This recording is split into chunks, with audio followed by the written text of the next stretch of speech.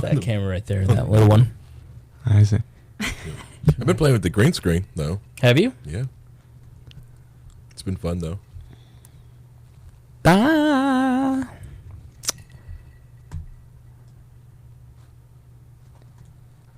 Yo, what? Group of boys from Covington Catholic High School in Kentucky. Okay. Let me ask y'all something. Nasty ass crackers. We're going to play a small portion of what ensued next because it leads directly to the incident that would immediately go viral. But keep it in mind for later because I'm going to come back to this clip. This specific line of insults toward the Covington boys. Again. Now, it's about this time that the boys from Covington High School all begin gathering. It's even resorting to calling other African Americans in the vicinity the N-word because they don't agree with. The media has. Now, do you have the N-word in Norway? I'm just kidding. I mean, that's an interesting topic if you wanted to get into that. But, well, we have a racist insurance here tonight, so maybe. I'm good, but thank you. That's funny.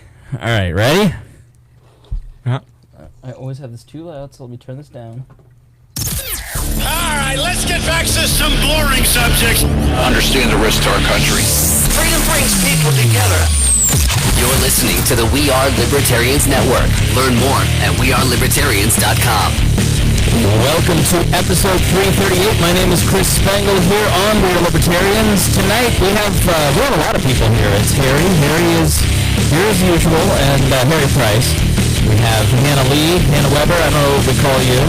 Hanna Weber's fine. All right, and then Chris Osborn, straight from Norway, is here. So we're going to find out if Norway's a real country right after this.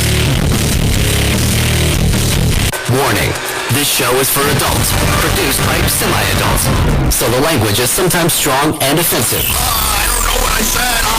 Welcome to We Are Libertarians, where our goal is to help you sound smarter while talking to your friends. We examine current events from a libertarian perspective while treating modern politics with all of the irreverence it deserves. There has been lie after lie. We toss out the screaming heads, put people before political parties, and give context to the news to make you think.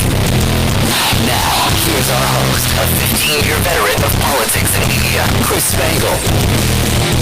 Welcome to the program. My name is Chris Spangle, trying to do several things at once here. Our precious YouTube viewers are telling me that it's super hot on the audio. So it, just like Harry. Harry Price, how are you tonight? Going good now. Yeah, now I'm good. Yeah, you're drinking. So I thought someone was cleaning their ears. I clean my ears with rubbing alcohol. I don't know if that's the right thing to do. But all of a sudden, I was like, is somebody cleaning their ears? And then I realized, no, it's Harry. He's drinking. What are you drinking? I'm drinking 18-year-old Aberfeldy Scotch. Aberfeldy. Yeah. Okay. Yeah. All right. It's one of my favorites.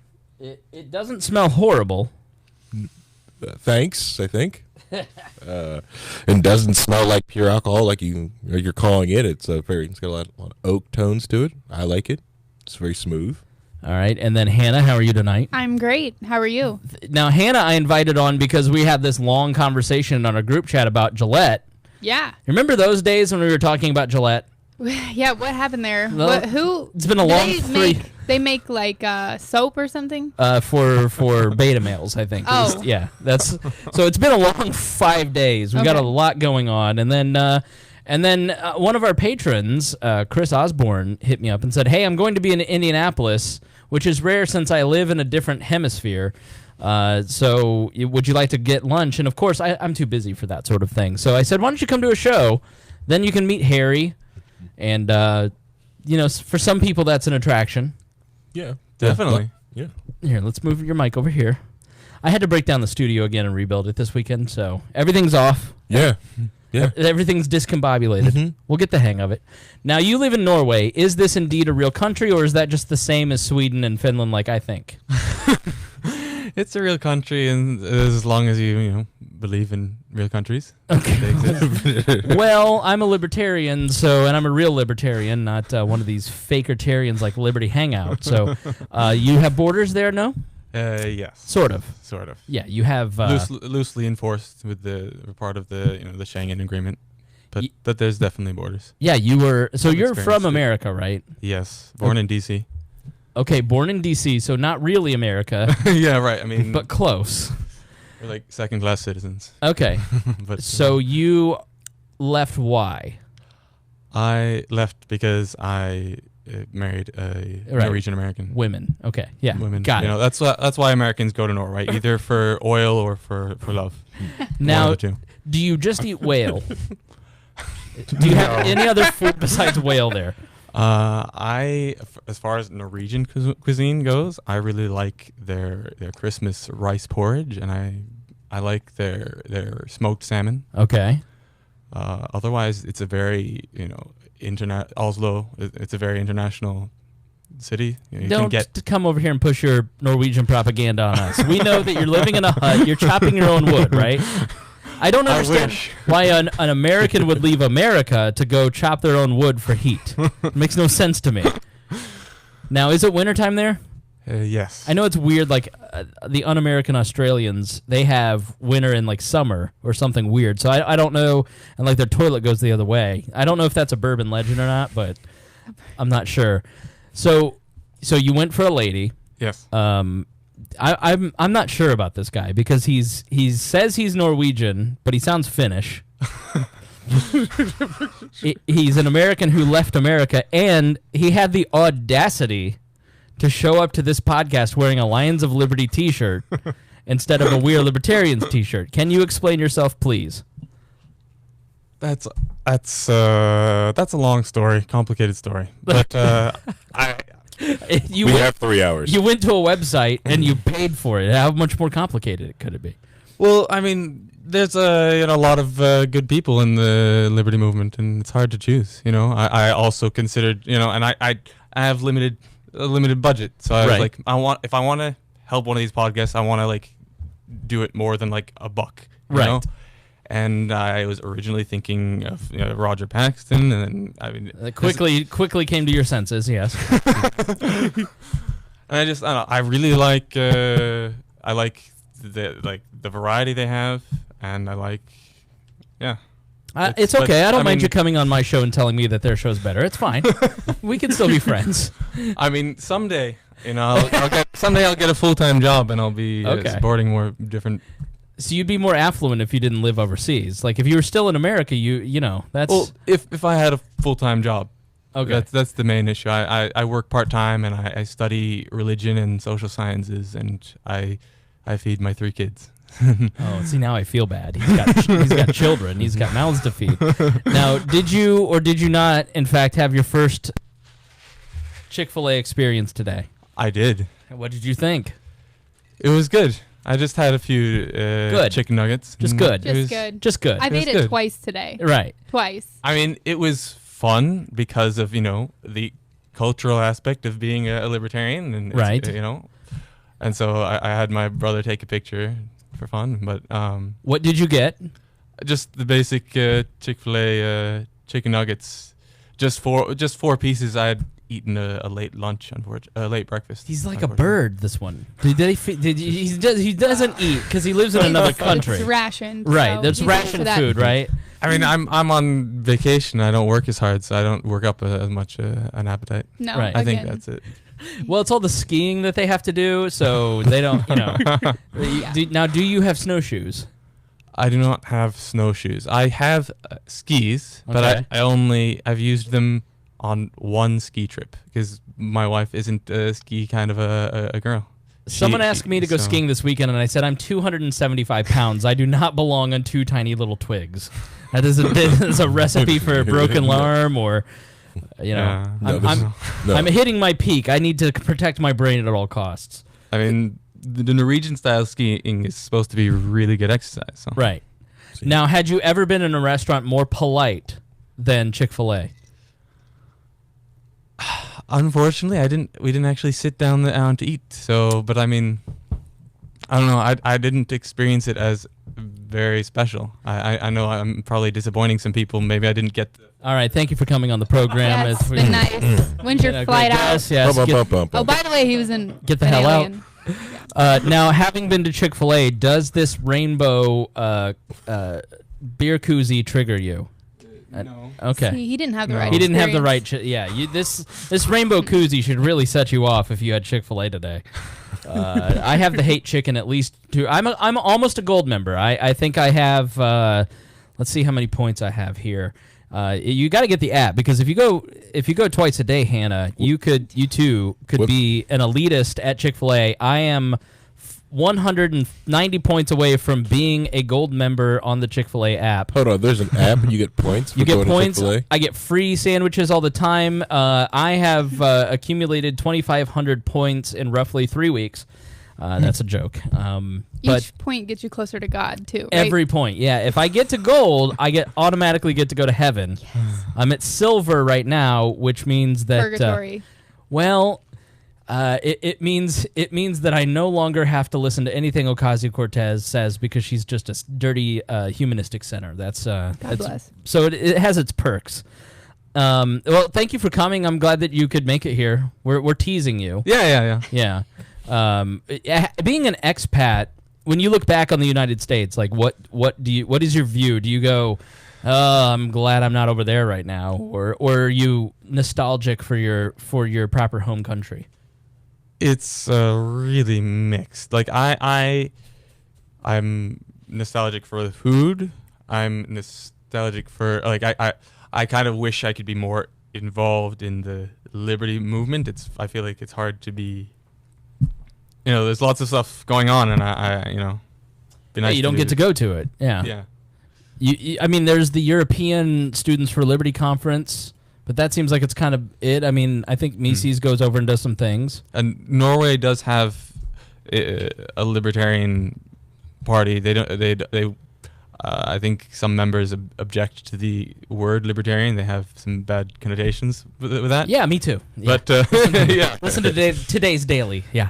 Right. So is it fairly socialist? Is it a socialist country? I mean, you always hear about European socialism. What's the government structure like there? Norway does have. It depends on kind of your definition of socialism. I would consider it a kind of socialism. Like if because people say Nazism was a form of socialism, and Soviet communism is a form of socialism, and democratic socialism. I would consider it a kind of socialism, but people object to that because it's backed up by a strong free market economy. There's big capital. It's possible to become rich there. Right. Yeah, and so that's why people don't want to call it socialism. But they have with the size and scope of their welfare system, I feel like it's difficult to not call it socialism anyways.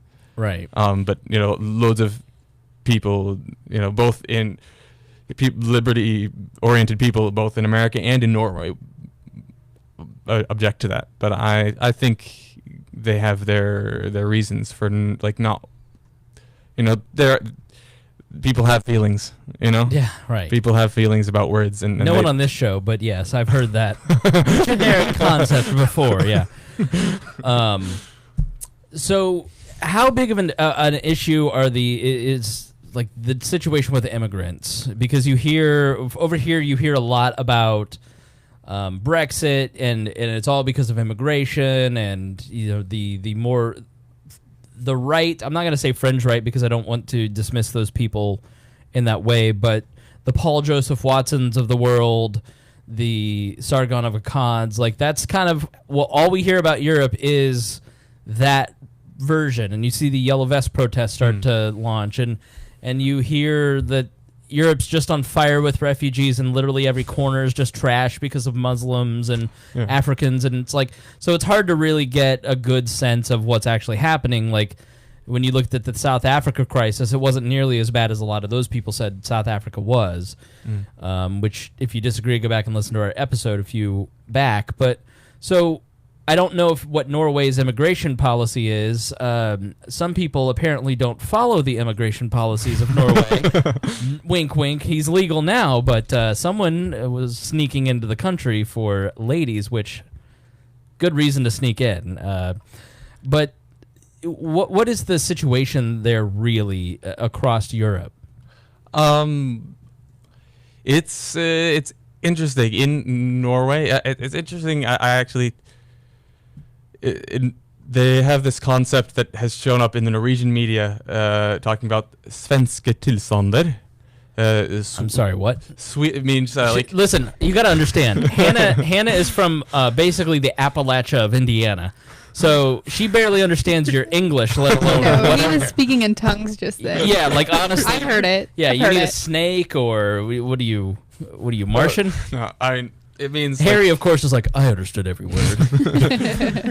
Is this like it's like the way things are in Sweden.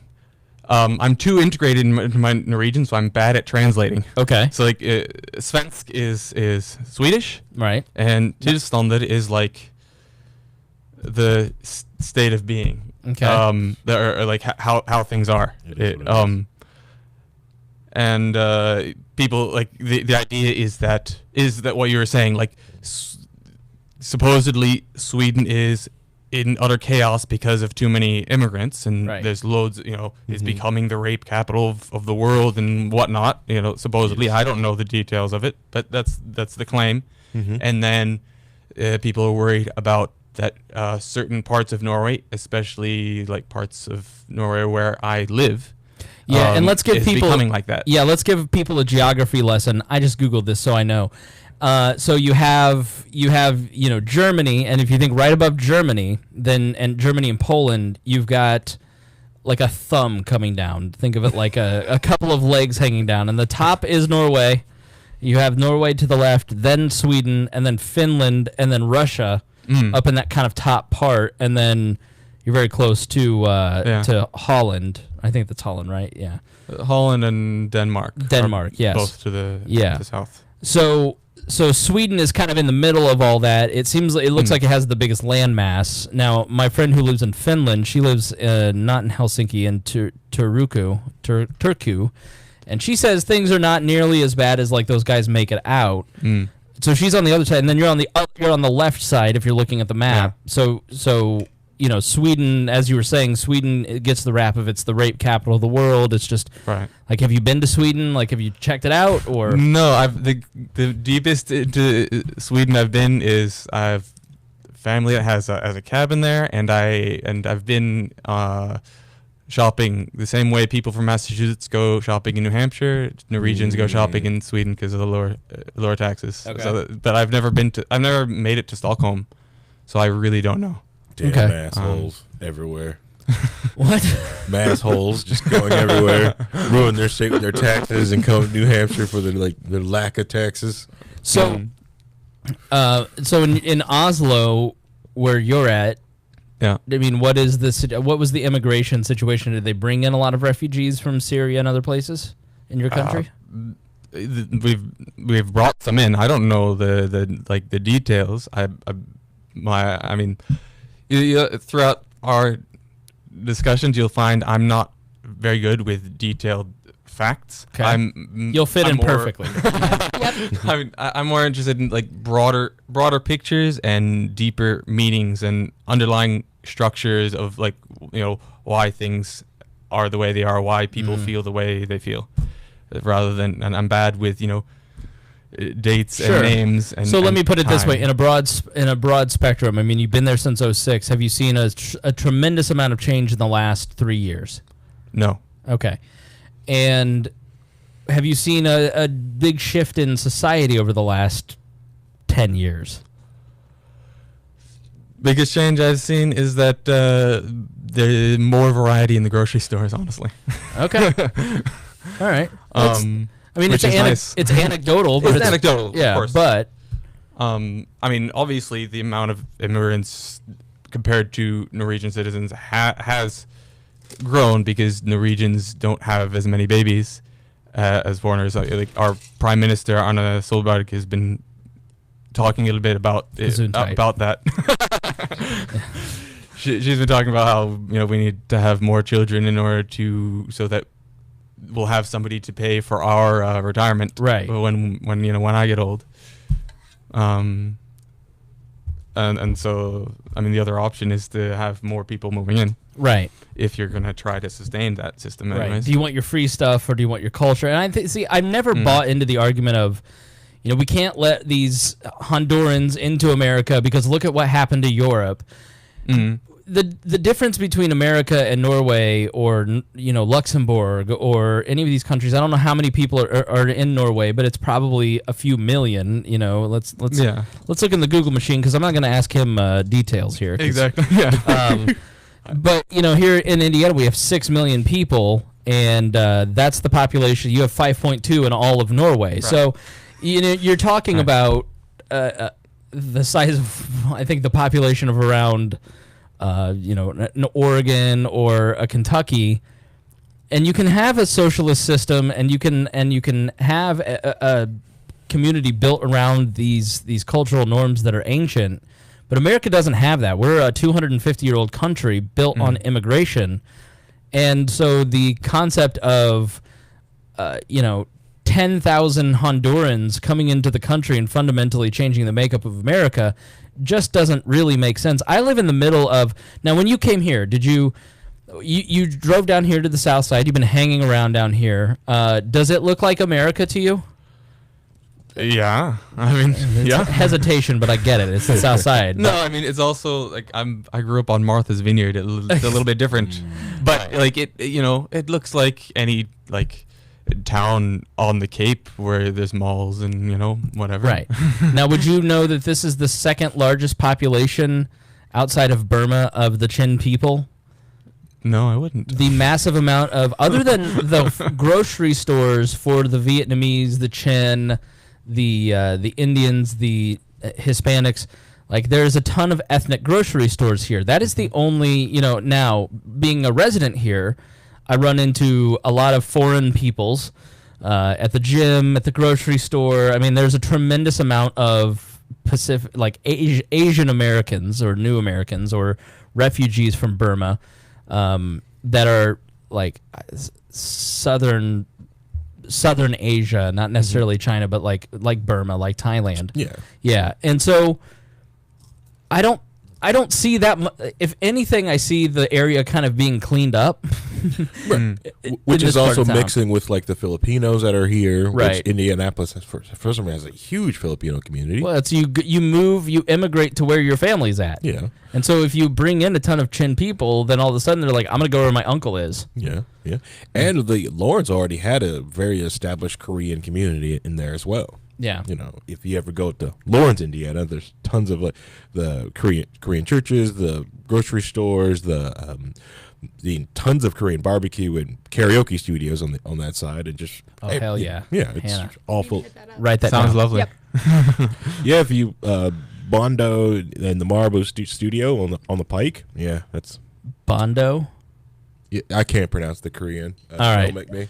But my point being is that in a place in a country of 5 million Europeans, white people, you blend in being an immigrant because of your blonde hair. I can't tell, blue eyes, but you look like, if you told me you were from Norway, I'd go, yeah, it makes sense. Hannah and Harry, we might have a little bit of a, are you really you're red-haired Swedish princess with alabaster skin? Maybe, but that red hair, I just don't think it's not authentic. Yeah. Do you have redheads in Norway? Well, or did you eradicate them? I think my brother-in-law actually, but of course he's half American. Okay, So. all right. Okay. So he's got the defect. Being a ginger myself, but Harry comes in and tells me he's from Norway. I'm going, did you immigrate or now that's my own white privilege talking. Not in 50 years. In 50 years, it's oh yeah, of course. Right. Exactly. It's like your ancestors in England who were black, and you're like, I almost said your ancestors in England who were African American. But Exactly. Harry's people are from England. Like, that's how he immigrated from the United States in his ancestry tree. We won't go into what particular industry they worked in. But everyone needed a job. It's a job program. But my point being is that, 50,000 Hondurans and El Salvadorans and Catholics who are conservative lifestyle, Latin, built and raised, like, that's the fundamental crazy part about a lot of the right's argument about immigration, is you're talking about Christians from Western civilization planted by Europeans who, there may be cultural differences, but fundamentally they're talking, like, Hispanics that come here are some of the most conservative Christian people, entrepreneurial people, and you go, they're fundamentally conservative. That's why it makes no sense to put your thumb in their eye. And so I think the immigration problem here, if there is a problem, is fundamentally different than the immigration conversation in Europe and the makeup of those particular countries. And I just think conservatives totally conflate these situations and confuse it on purpose. Yeah. And honestly, to me, even in Europe, I think, with a little goodwill, I don't see how it should be a problem in Europe either. Yeah. Like, people are people. Right. Like, you see some issues with, like, people have different parenting styles, and there is, there's the child services that have their ideas of what is good parenting, and but that's like the biggest social issue I've ever heard of, and that's not just people from the southern part of the hemisphere. That's like people from Poland and have different, there's, like, for example, there's zero tolerance in Norway for corporal punishment. You can't not even on the butt. Hannah, you being where you're from wouldn't even understand that culture. Not today. You have practically you have switch bushes where you're from. Yeah, you go pick a switch. Yeah. Do you know what that is? You ever heard of that? I've heard that. I think I have to get the picture. You had an exchange student that lived in your area from Norway. Right. You were saying, like, what kind of cultural shock was she in? Oh, looking back, I can almost feel bad, but had to have been, I didn't know that. That's the first I've heard. I didn't know they don't do spankings. You don't get a whooping in Norway. Good. I didn't know that. Yeah, that's different.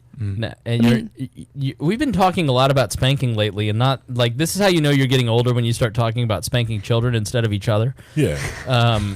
You cross the threshold. Right. Yeah. Like, 20s, like, so how do you like your spanking? Right. Now, in your 30s, it's just like, now this is my spanking policy. How can you ever expect them to understand nonviolence if you teach them violence? Like, I get that point. Yeah. Yeah, I just run around slapping people uncontrollably. Right. I can't control my violence. We know. We left-handed redhead. We know. Right. Yep. That's why Aaron keeps buying makeup cover up the bruises. Yeah. Aaron, you don't even have stairs in your house, and Aaron just keeps falling down them. It's real weird. Oh, that's an awful joke. Moving on. Sorry, boys will be boys. Ooh. Redheads will be redheads. Way to bring it on. Way to bring it on around. Let's. Go ahead. But just so everyone know, because I do get this question a lot. No, I don't plan on spanking Gunther. I get that question a lot. Yeah, we'll talk about spanking some other time, because it's actually been a conversation. I've had like 3 conversations about spanking lately, and we'll have to have our nanny friend on, and we'll talk about it. So, anyways, at this point in the show, I want to thank some of our patrons, those who have brought gifts for Dear Leader via Patreon. We got hit pretty hard with people leaving the Patreon over Ruben and Jordan Peterson, and I totally understand people not wanting to be a part of that particular platform, but the alternative is PayPal and some other systems, and MasterCard and Visa. And so here's the situation. You're funding Liberty. Liberty Memes is now up to like the 10th biggest Patreon on the platform, or something crazy. Liberty Memes, the former the rest in peace Liberty Memes. I have become decent friends with the Gay brothers, Peter and David, and they actually are part of our Patreon. They actually published, you should join their group, and you should become a Patreon of theirs. They're doing a lot of great stuff with their dollars, and they are promoting us. I slid in their DMs and was like, hey, I won't talk about that. I shouldn't talk about that. I'll spoil it. But we're always appreciative of the Libertarian Coalition, Christy Avery, Craig DaCosta, and Jason Doolittle for being our 100. Jason's 125 a month supporters. And I want to thank Ed Brehab, who intern Ed, I don't know if you remember him, from about a year ago. Intern Ed actually pledged $101. So thanks to Ed. I want to thank JD. JD joined. Let's see. James G. Thank you guys for joining. Raven Marks. And it's hard. There's a lot of cancellations in here. So normally it's just additions. And so it's hard to go, I get it. It's hard to ask people to join something that they may fundamentally disagree with. But it makes a statement to Patreon when Liberty Memes really pushes their Patreon up to the top of the charts. Shows that we're here. We're ready to take you on in your business practices. And make sure that you start respecting the libertarian voice. So thank you to those patrons. One other little piece of self-promotion. I was asked to be on Al and Frank Try to Be Serious. That's Al Jackson and Frank Caliendo, the very famous comedians, very funny comedians. Frank Caliendo, you may know his name or face from Mad TV, from ESPN. He's the guy that does the impressions, Gruden, Madden, all those impressions. And he has a podcast called Al and Frank Try to Be Serious, and they had me on their second and third episode to talk about libertarianism. I don't know if you guys got a chance to hear it. Did you? Yes, you it's very good. It's very good. Thank you. Tell me more. It's hilarious. Describes libertarians quite well. Yeah, I think it is a great tool, and back me up on this. These two episodes, the second one I think I did very well on, especially in the last portion of it. But if you have friends and family who are kind of interested in libertarianism and they don't quite get it, these are two cultural figures that I think it would be a great thing to send to those friends and say, take a listen to this. Yes, 100%. Yeah. They're like the people who, I don't know what libertarianism is. Yes. Boom. Because they literally had no idea. Yeah, because you can't really pick up we are libertarians and start and understand all. We don't go back that far. Right. Every episode. So when they hit me with what is a libertarian, I hadn't done the elevator pitch in months, years even, because when I worked at the Libertarian Party of Indiana, it was every day, and then I wanted to be the marketing director of the Advocates, which are the quiz people, so that, my whole job was the elevator pitch. And then I've become, I've atrophied those muscles, so I kind of felt like I stumbled a little bit, but the second one I felt went really well. So please go check those out. I really want to make a good impression. Leave them a nice review and thank them for having on a libertarian.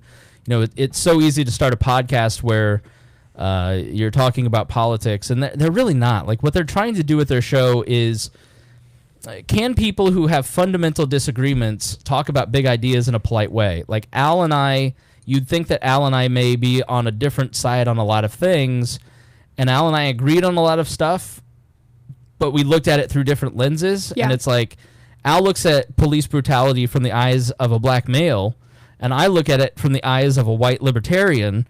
So it's like, we both see the same problem, but we're describing it in different ways.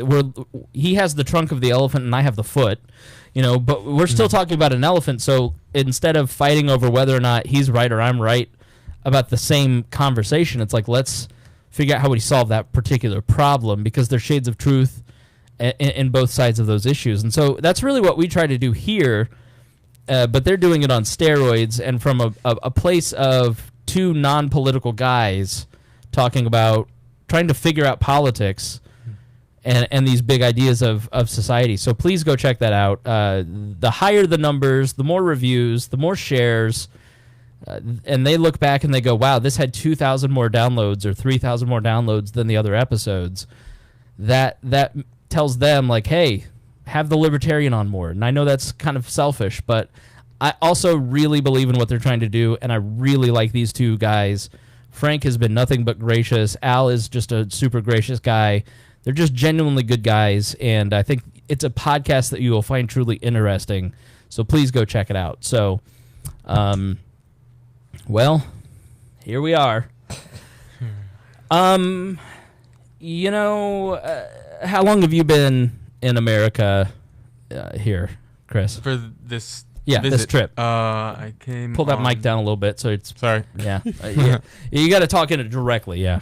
Yeah. Like Hanna. Potato. Just like this, Let me see. I've been here since. I didn't realize you were this bad of a detail guy. I know, right? I arrived on Thursday. Is weed legal in Norway? Is that? He arrived in 2019. So what? A couple weeks? No, just a few days. Okay. I showed up on Thursday. Boy, did you pick a time to come back. You're on social media, so you probably see a lot of all the BS that goes on here. I don't know how different your feed may look over there from different IPs. But when you look at weekends like this in America, and especially kind of being here, what does that look like from foreign eyes? It looks like chaos, right? On the surface, but like I said, I like going in depth and into depth and trying to understand, the structure behind why. Mm-hmm. And if you really look at it, one interesting thing my new sister-in-law mentioned too is not a libertarian and not very political either. She wondered why was this a news story? Because nobody got hurt as far as I could tell. Anyways, nobody got punched, right? Right. Nobody was physically violated. Right. There was just words exchanged. So even if these boys from the Catholic school were being really vile, it would still only be words. And why is that a national news story? Yeah, so I was talking to a friend of ours, Jordan Berry, who works out at Barstool Sports, and she's from Marion, Indiana, so she grew up in a very racist part of Indiana, and she's very SJW, and so she sees Tad, and she's just like, "What is this fool talking about?" So we were talking about it, and I just said, it feels like a lot of none of our business. Like, so just to kind of recap, so we last week we had the Gillette thing, and I did an episode of the Chris Spangle show. I didn't feel like I did a great job of describing the ad and kind of why I felt that it wasn't as negative as people thought. So I went back, and the Chris Spangle show, I'll be doing some shorter episodes over there from time to time in video, and I broke down the values that I felt were contained in that ad, which is why Hanna was going to come on and talk about that particular ad, because, as a woman, she's watching this going, I kind of agree with a lot of what this is saying. This is true in my experience. Like, I get not wanting to be talked down to. I'm mansplaining what she felt about the Gillette ad. But, like, you just were a little mystified by what the problem was with that. Yeah, I have no clue at what point people were offended. But it turns out everything. Right. Like, every part of it. The fact that there were grills involved. I've heard, like, well, now they're saying that we're not allowed to grill as men. Like, boys aren't allowed to wrestle. Or, like, all this weird stuff that didn't happen. Right. Taking the line toxic masculinity, you put in Gillette ad, and then the suggestion is toxic masculinity ad. And you go, that was not meant to describe what they were talking. Like, they were trying to, as a person who has written advertising and writes advertising almost on a daily basis, what they were trying to do was to put you into a certain context very quickly. And they did that with some fake news ads. Right. And then get you into the mindset of the ad, so then you can start to hear the message that they're talking about without it's like jumping into a conversation in the middle of it versus someone going, here's what we're talking about at the beginning of this conversation. So people grabbed onto like the toxic masculinity thing, and I just have a different experience because of my career, and I go, I think you guys just saw this all wrong. So that's what the Chris Spangle show was about. I broke it down, but it was very mystifying to me. Yeah. Well, first off, at least they had real grills. Okay, those are real smoking grills. Harry, okay. I have regulations here. Move on. Move on. Second thing with it, I think the ad hit its target demographic from hearing from Hanna. Oh, 100%. Because most men don't buy their own razors if they're, in a relationship. That's interesting. I have not heard that point of view. Huh. In majority speaking, in most households, people who go out and buy, products or stuff like that are the women of the household. See, when you put it that way, and they're trying to get the men are outraged, so the women who are hearing the men bitch about it go, what's this all about? So they sit down and they'll watch it and they go, oh, I actually agree with all that. That's brilliant. Yeah. Oh, well, they're a P&G brand, right? Procter and Gamble. Yeah. Right. Procter and Gamble, that's a woman's company. Mm-hmm. I mean, that's true too. They make household items.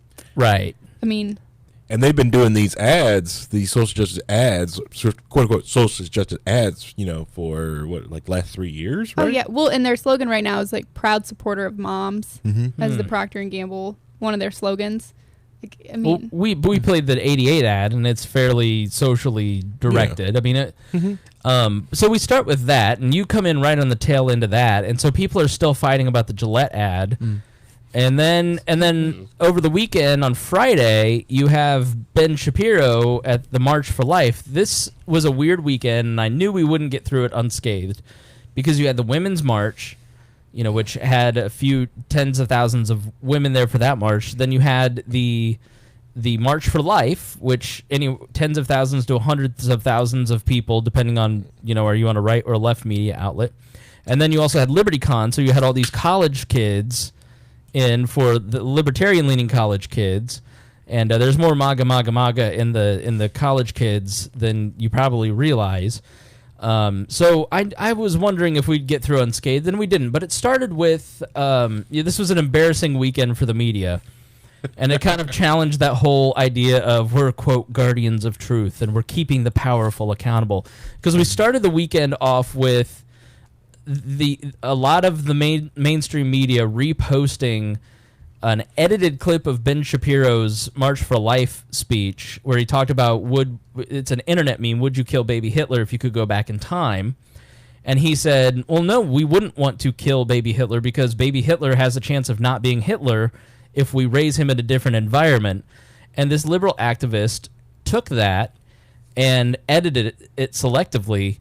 And all these major media outlet companies and leftist clickbait mills all took that edited thing, just blindly reposted it. He lost Quip toothbrushes. He lost another sponsorship. He lost 2 sponsorships. Calm, the app Calm, dropped him. Meanwhile, they were ignoring the blatant anti-Semitism taking place in the Women's March on the stage. They're painting the Orthodox Jewish guy at the March for Life as the anti-Semite, while real anti-Semitism is taking place on the Women's March. It's very odd. So that was Friday, and that got everybody worked up. As well, on Friday, you had BuzzFeed put out this report that said that they had sources, which they weren't really confident in, but they believed. BuzzFeed, the people who feed you quizzes, believe that Donald Trump had instructed Michael Cohen to lie under oath. In an extraordinary move, the special counsel's office, Mueller never actually responds to anything, and he says BuzzFeed's report was absolutely false. So you have all these major media outlets just following all over themselves about this conspiracy theory and reporting it as fact, because sources say, and if this is true, then X, Y, and Z. And so people are literally pushing fake news under the guise of, we have an unconfirmed report, but we're going to run this. And so you hear it 150,000 times today, so it becomes truth in the zeitgeist. And then that gets completely debunked on Saturday. So then on Saturday, around mid-afternoon, you start seeing your friends tweeting out this video of, and I'll be honest, I completely let my followers down. I fell for it completely. I posted bad memes. I later had the next morning when I really started to see all the videos, because I get hit with all the alt-right or the conservative people on my page who just disagree with me because they're just completely sold out to the MAGA crowd. So I didn't take that seriously, and because those are the people who are always posting the same different theories, and and you just go, this is why you should keep your powder dry. If you're a person who says the narrative is wrong, and if you do it every day, we ignore you when you're actually right. And so you see this video of these they look like complete psychos, and they're in the face of this Native American, and they're all in MAGA hats, and like they're staring them down. It's just like gross, and it gets into your group chats, and everybody like gets outraged by it, and you're just like, how could this happen? And like for me, it confirmed all of my different fears about like Trump and his effect on politics, because I follow all these young guys on Instagram, and they're just like they're Trump, they're being Trumpy, and it's just not healthy for them and for society. And so I'm just like, look at this. This is why you can't have an immoral president. And I look like a complete a-hole, like most people did.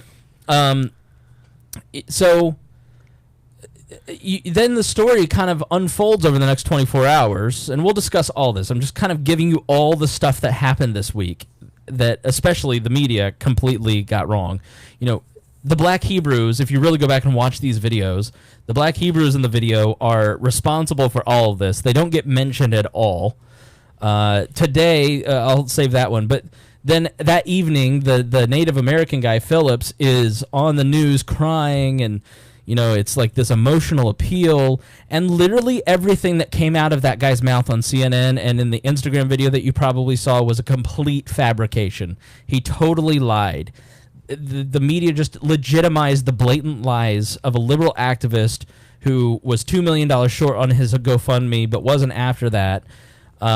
You know, he basically will talk about what happened, but he found some targets and tried to get violence to take place. Children. You know, and then not only do so even if the original narrative is true, and these kids are staring at someone and menacing someone and chanting "Build the Wall" and saying a couple racial things, is the punishment having every Hollywood celebrity and journalist for BuzzFeed and reporters asking for yearbooks? This one guy actually lifted every single face and put it onto a chart so people could identify the individual people. People found the workplaces of the parents and started immediately calling Monday morning, even after it had been debunked, that the parents be fired from their jobs because they are the parents of the kids that were on the steps. They were called to be expelled. The administrators and superintendents called for them, said this is not who we are, the archdiocese. Their entire community, their mayor, by the end of Saturday night had denounced them. So is the punishment appropriate for staring at someone, even in a racial manner, a complete doxing, a complete societal shame, a lifetime of a Google history that can never be erased? Like, what is the appropriate, you know, Hollywood celebrities calling for these kids to be punched in the face, journalists. One journalist got fired, actually, today from a fairly reputable publication, basically saying he wanted to punch them. It is amazing to see the people who, during Gillette, were going, this is an important message against bullying. We need to stand against bullying. And then 4 days later, they're bullying children on the internet. Mm-hmm. And the other crowd who is going, you know, I hated that advertisement. I'm against bullying now. If you're consistent and you actually look at these things without the lens of your tribe, you go, all right, there's a way to be consistent in all this. So these news outlets barely retract their stories, most of them yesterday, long after all the video. I've never seen, I wish the Kennedy assassination had this. I mean, there was more than the Zapruder film on this. There was 5 different angles and 2-hour videos. Yeah. There was a lot of video on this. And, you know, none of the retractions get nearly the push that you get in that initial, you know, your phone just was buzzing with push notifications. Did you get a lot of push notifications about retractions or we got this wrong? You didn't. So then you come to today with a photograph comes out. We actually we could have been one of the first media outlets to have that photo of the kids in the blackface at the Spirit Rally on the basketball. One of our contributors found it in a thread on the high school, and he sent it to me, and I was like, I'm just not, like, we could have gotten so much earned media, if like, me and the group chat weren't scumbags. We're just like, this is 10 years ago. These are not the same kids. Mm-hmm. Well, isn't it relevant to the conversation? No, not necessarily, because these are not the same individuals. So we decided not to put it out, not to push it anywhere besides our group chat, and then the Daily Mail 5 hours later had put it out. And that is a school sanctioned event, so adults had to sign off on it, and it's apparently people dressing up in spirit, painting their bodies blue or painting their bodies white. Not everybody, allegedly one of the kids, the one that's really like the egregious one, painted up like Venom, the character. But it is, the intent was never to be racist, according to all these kids on Twitter and according to school members, because it's like a school spirit thing. And so it's like it's a blackout. Right. I mean, Harry, if Hanna puts up a picture of her on her Instagram in a charcoal mask, is that a racist to you? That's happened though. Have you heard this? No. The charcoal mask that has led to like a blackface discussion. It would be racist if she was trying to like sell me that charcoal mask, like use code Hanna and get 20% off. But no, we made a joke about it because I have some of that, and you brought it out one time on the air, and you go, "What is this? Yeah, and what are you doing?" And we made it a joke, but and I use a clear mask, for my skin. Well, what's the point? I mean, yeah, you get to have all the fun. But what I do dislike about it is that anyone putting black paint on their face is considered, that's blackface, which ruins all drow cosplays. Shout out to Real Nerds. Go on. Right. You have no idea what a drow is. Did you get that? Drow, right? Drow? Drow. Wait. Like As drow? in the dark elves? Yeah. Yeah, it's been a few years, but yeah. Okay. Yeah, ruins all. He's here for a Minecraft wedding. So. Oh, yes. Yeah, thank goodness. Oh, good. Yeah. I had my friend Kelly, she used to do this, I'm afraid, because we got these drow, like her in, complete black, just, in drow, at Gen Con. It was like... Well, Black Peter, I mean, I don't know if it leaks up into your area, but in Holland they have Black Peter, who is like a Santa Claus type figure, and he has a black face because of charcoal dust, and so he's a Christmas time figure, and there's a big discussion going on in Amsterdam over Black Peter people who are like acting out this old myth. So yeah, I don't. That also goes with the legend of Hans Trop too. Right. So what it comes down to, I think, is intent, and when that's hard for me to say because, frankly, I'm not the aggrieved party. I'm not the party that comes from a long line of people who have been oppressed through the force of government and through culture. So it's I don't know, you look kind of Irish. I do. I do look Irish, yeah. But at the same time, it's I can understand why. Yeah, Hannah's my oppressor. She's Aaron's oppressor. Fake news. More fake news. I know. I'm spreading lies left and right. Now, so that was the end of it today. Now, that is 3 days of the media completely blowing it. Us as a society completely blowing it. It was an exhausting weekend. It was tiring. But it goes like the best thing about this weekend is to show people like, hey, there's a problem with people just jumping on on unproven facts. Yeah, seeing clips of videos and then just jumping on it. Of the understanding that we rely on the media to be able to sit on stories, get the facts, and then present the facts without the conclusion. Well, here's how journalism works. You hear an initial source, someone gives you a tip. You then go ask the power about that particular tip or the person involved in that particular story about the tip. Then you go back and you have a conversation with several other people. You have multiple sources, multiple conversations, and over time you hear a journalist working on a story, quote unquote. And eventually, by going to competing sources back and forth and government documents or a paper trail of some sort or cash changing hands and bank records, you can start to figure out what the truth is on a situation. And that's why journalism is important. But journalism is working on a story and trying to figure out what the truth is. What journalism is not is reporters for major media outlets just expressing their opinion or moral outrage at a particular situation. And I include myself in this. I should have done a better job. I was emotional about it, and I shouldn't have been, because at the end of the day, it was really kids just staring.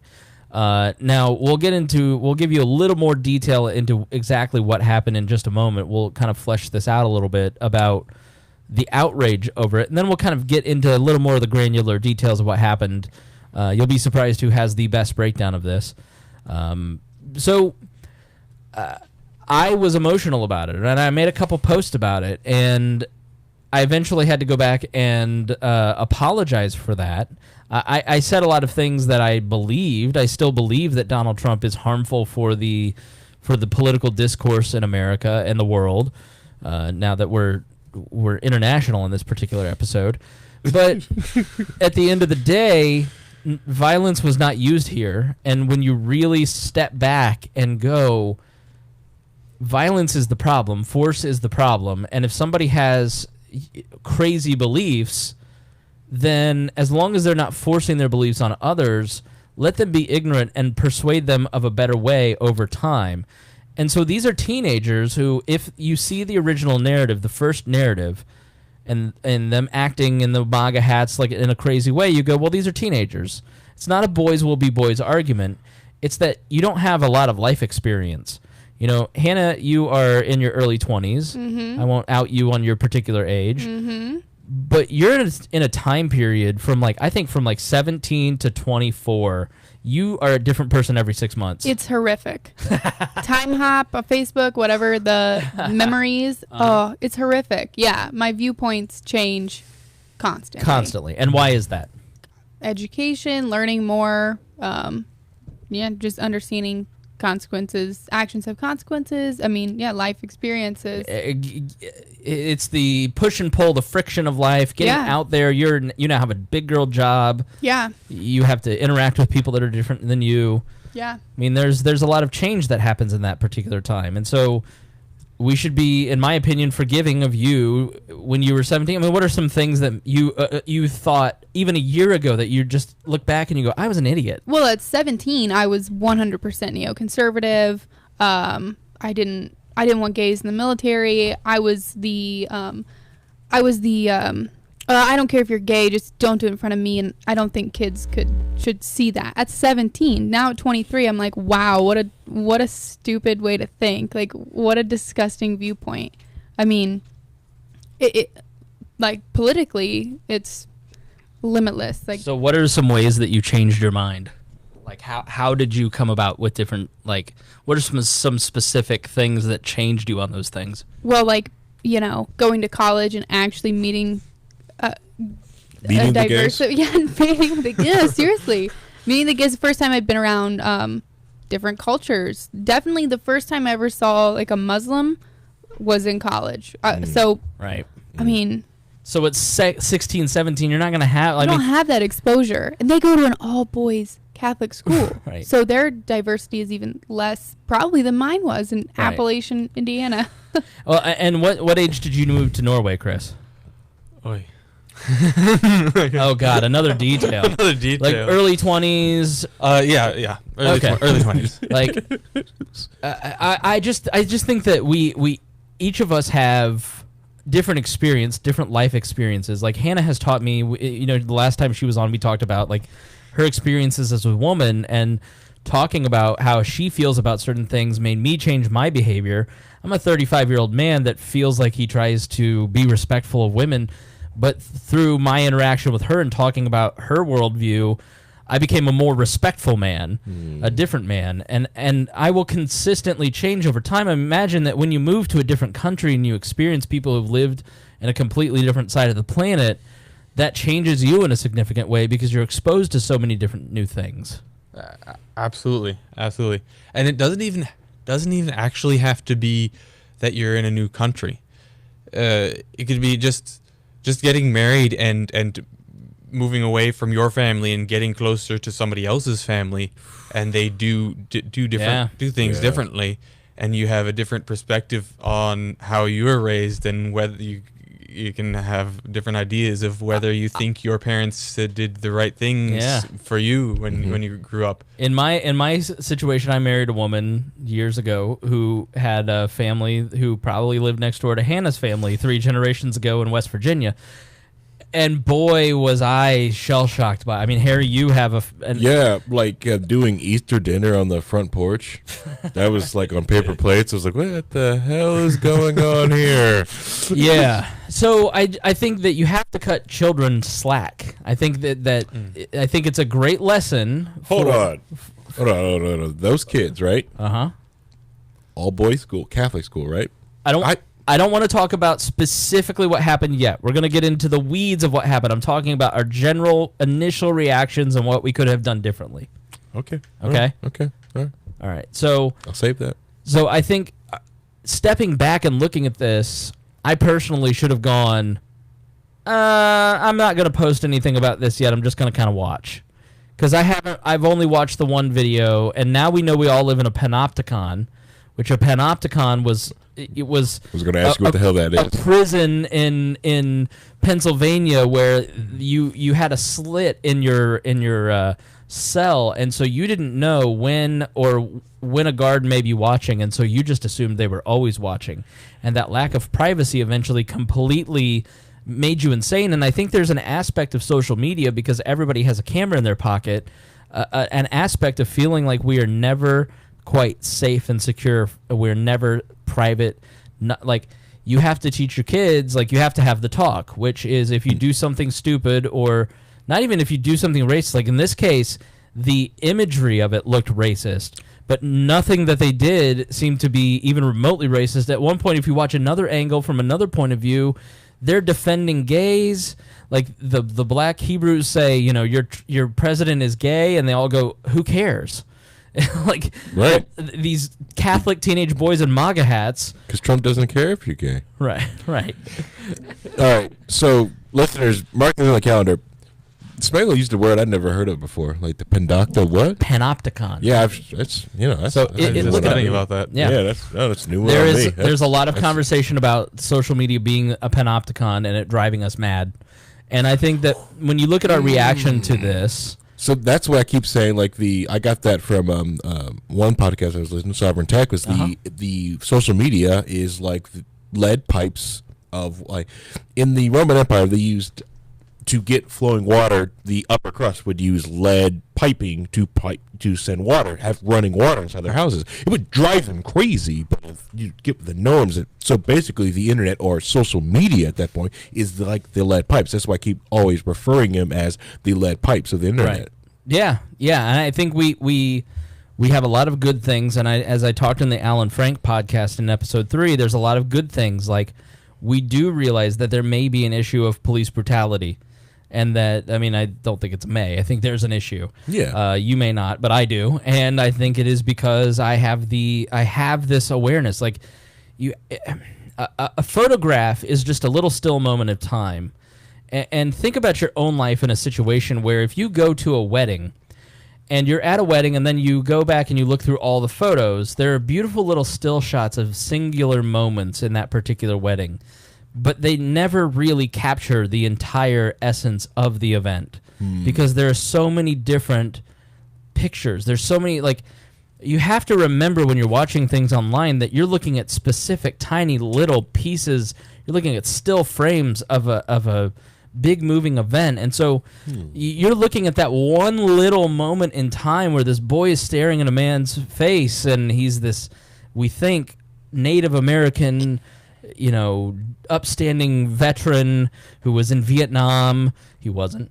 Then, yeah, you haven't heard that? No, he really wasn't. He was in the military in the Vietnam era, but he joined in 72. We left Vietnam in 71. He was too young to be in Vietnam, and he lied in his interviews about that and let people lie about that particular piece of information. That's one of his lies. You trust me. This guy. He's an opportunist. So, but we're looking, and I didn't do a good job of thinking this through, but like, I realized afterwards, you're just looking at one person's specific little angle through the way that they want to edit it. And I, as a video editor or a podcaster or a photo editor, like, I do media production, I can make you look any way I want you to look. Like, and people are very good. Like, even I watched some of those the interviews that the Borat guy did on this TV show, and you go, I do this for a living. There's no way that he fooled these guys into saying this. And then you hear the behind the scenes, and you go, oh, he's really, really fucking good at fooling people. So you have to remember that it's just like you can't get outraged at one person's point of view. You have to stand there and go, other people have different experiences in the moment, in life, and we've got to like listen to that stuff and take a beat and just have some patience for it. Yeah. Harry, you okay? Oh, sorry. I was watching the Great White Rhino go after people in the chat room. Oh, Reinhold is full hot on this deal. Mm-hmm.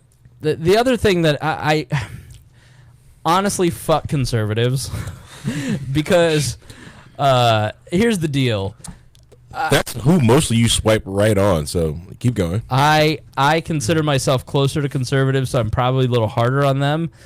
But all these people gloating on social media right now, I'm annoyed. The reason that you didn't post about this is because you knew it looked bad for your side. Exactly. And then now 2 days later you're sitting there going, I'm a genius, you're all idiots. Right. Suck my balls.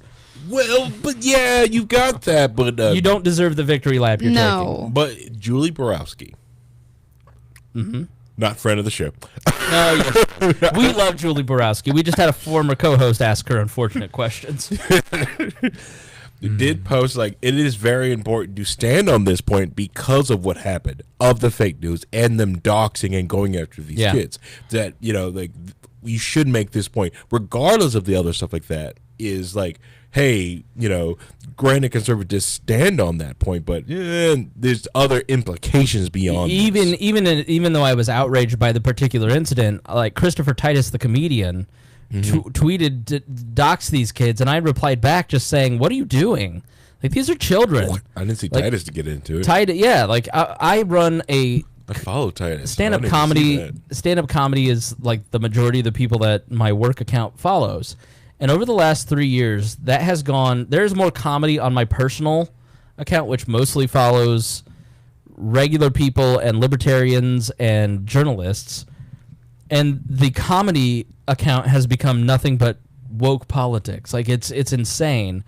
But yeah, like, why would Titus do that? Why would we even get Kathy Griffin, who we talked about on this program, saying, remember when we did a whole segment on Kathy Griffin and her experience after being doxxed and bullied and harassed, and we were saying, this isn't cool, you shouldn't do this.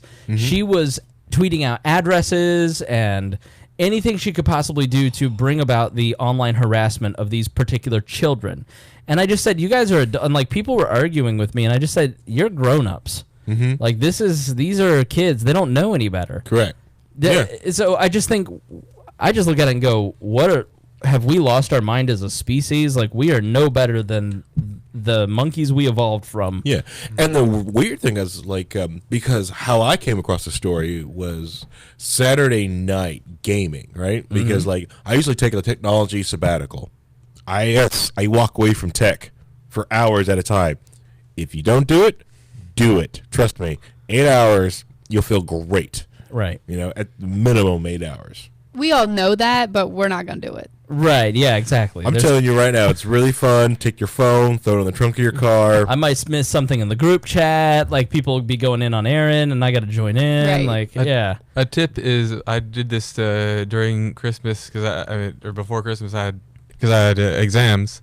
I had my. He's foreign. He doesn't know what that is. He knows who that is. He just put out a fist, and the poor foreign guy just started going, "What? Okay." That's me being from growing up on Martha's Vineyard, not being living in Norway. Right. You know. But I had my wife change my passwords for Twitter and Facebook. Hold on. If he's making you uncomfortable, I can ask him to leave. Harry. My mother grew up in Martha's Vineyard. My mother grew up in Martha's Vineyard, and we only sold our property in Martha's Vineyard probably like 5 years ago. All right, I want to make sure you're comfortable with him. Let's get that straight. Go ahead, Chris. Sorry to interrupt. Well, what I was saying is I had my wife change my password for Facebook and Twitter. Great idea. So that because I know myself, and it's like it's addictive. My brain needs those clicks, that attention, serotonin, and so I needed to study, and so I had her change the password until I was done with the exams, and that helped. We got a great message. Let me jump in here on our Discord, and there's the pepperoni. There's the guy that talks like this. I post a lot of great stuff. You really need to follow me. I'm very good. So Discord. this is on Discord, and he wrote, "Hey everyone, just wanted to say I've been Facebook free for over 120 days now. I started off testing myself to see what 30 days without would be like, so I deleted the app on my phone and removed the bookmark on my browser. I never missed Facebook a single minute. I've been off it since, and I feel a lot better. I like debating and learning from others, but Facebook was not the way to achieve that. It forced me to engage friends and others through direct communication more instead. If anyone hasn't given up on Facebook, I'd strongly recommend it. I got the idea from Chris Spangle's podcast about how Facebook is unfairly censoring groups it does not politically align with, and the thought that they make billions by selling my viewership and time is absurd. I couldn't live with this thought, so I opted out, and I'm so much happier that I did. So maybe we ought to start the hashtag opt out or hashtag check out and, get out there and do it. So that's one person. And I got another, as I posted this, and a couple other people said I did this. And man, this really made me feel a lot better. And I do think that there is something to the group psychology of a bunch of individuals virtue signaling to the other animals saying, hey, I'm with you. I agree. And we're not thinking about the human cost of what that kid may have to go through the rest of his life because we wanted to momentarily look good. Yeah, right. I totally did it. I immediately, when I saw it, I was like, oh, no. This isn't good for the cause. Right. Like the cause being not all white people are racist. I got to, as a 20-something, millennial, I got to get out there and let people know that I don't support this. Hannah's PR department had to go into effect, and she needed to make. Did you see that? No. But I'm saying everybody feels that they have to make a statement about everything, and at least a PR statement. I didn't do it on my own page, but I commented on somebody else, and what I said, looking back, is horrific. But I was like, yeah, I don't think we should dox him, but I'm not going to be upset if his life gets substantially more difficult from this point forward. Right. And that, looking back, I was so angry when the rest of the story came out. Right. I was like, you made me look, now I look terrible. I actually went back and commented, update. I was totally duped. I'm an idiot. Yeah. Good night. I released this big statement too, and then people start to say it, and I'm like, I don't believe you. And then you start to go, oh shit. And then you go, I look like a fool here, and I look like a fool in front of thousands of people. Yeah. And it's really embarrassing, and it takes a lot of pride. There's a lot of pride involved, and so you don't want to go, hey, I was wrong. And so posting that status saying, I'll have to look exactly what I said, but it was basically I got fooled. I totally fell for it. I'm padding here. And that's one of the great things about the whole moment of that is you got people who, frankly and also honestly, it's like, hey, I got duped. People who had the strength of character to come out and go, I was wrong. I saw the news, I went with these unfounded sources and I did that, and it also showed the strength of character for other people not to shame these people who admitted that they are also wrong. Right. Yeah, so what did it for me is that someone posted a video and said, no, that's where the kids were supposed to meet, because I was under the assumption, because I had read in media, in journalistic outlets, that they were there to protest the Indigenous Peoples March, and that was their justification. This one person said that's not true, that's where they were told to meet, which we now know is true. Mm-hmm. And, so I posted they were waiting on their bus. Some people have told me they were told to meet, and so I updated the story, and I just said, unfortunately for the chaperones, they were wearing MAGA hats and told them to gather at a place where activists were holding the Indigenous Peoples March. Why I have a problem with the MAGA hat is if I'm a school administrator and you're in Washington, D.C. in the middle of the Women's March, or, the kind of people that any leftist, or it brings out a lot of dangerous people, and you're just putting a big red bullseye on your head. I have no problem with free expression, but I just think from a safety perspective, that was a mistake. But some of them were wearing the white ones. So I said, I got this 100% wrong. Some of the things I wrote in the last 24 hours are absolutely things I believe, but I was wrong about their intentions. Professional activists like Phillips, the drum man, tried to create this incident. They play the victim in the media after provoking the incident and make them look like the bad guy. I fell for it, and I'm sorry if I misled anybody. Thanks to this person for the video. And it really sucks, because you're sitting there going, I look like a fool. I'm embarrassed, but you've got to do it, or else people are still doubling down. Yeah, I know. Now they're like, well, the kid still had a smirk or whatever. But the MAGA hats thing, did they bring the MAGA hats to the rally, or is this a Washington, D.C. tourist gift shop purchase? Because when my school went to D.C., we all came back, the boys all came back with FBI female body inspector hats. And if you'd have taken a picture at the end of the trip, everyone would have had those hats on. Yes, great point. So on ours in 6th grade, it was like these knockoff Ray-Ban. You remember the wraparound glasses that PC principal wears in South Park? Yeah. Those, there's trucks and stuff on the streets in DC, selling T-shirts and goofy stuff. And I'm just wondering if it wasn't like a ironic, like, let's go get MAGA hats.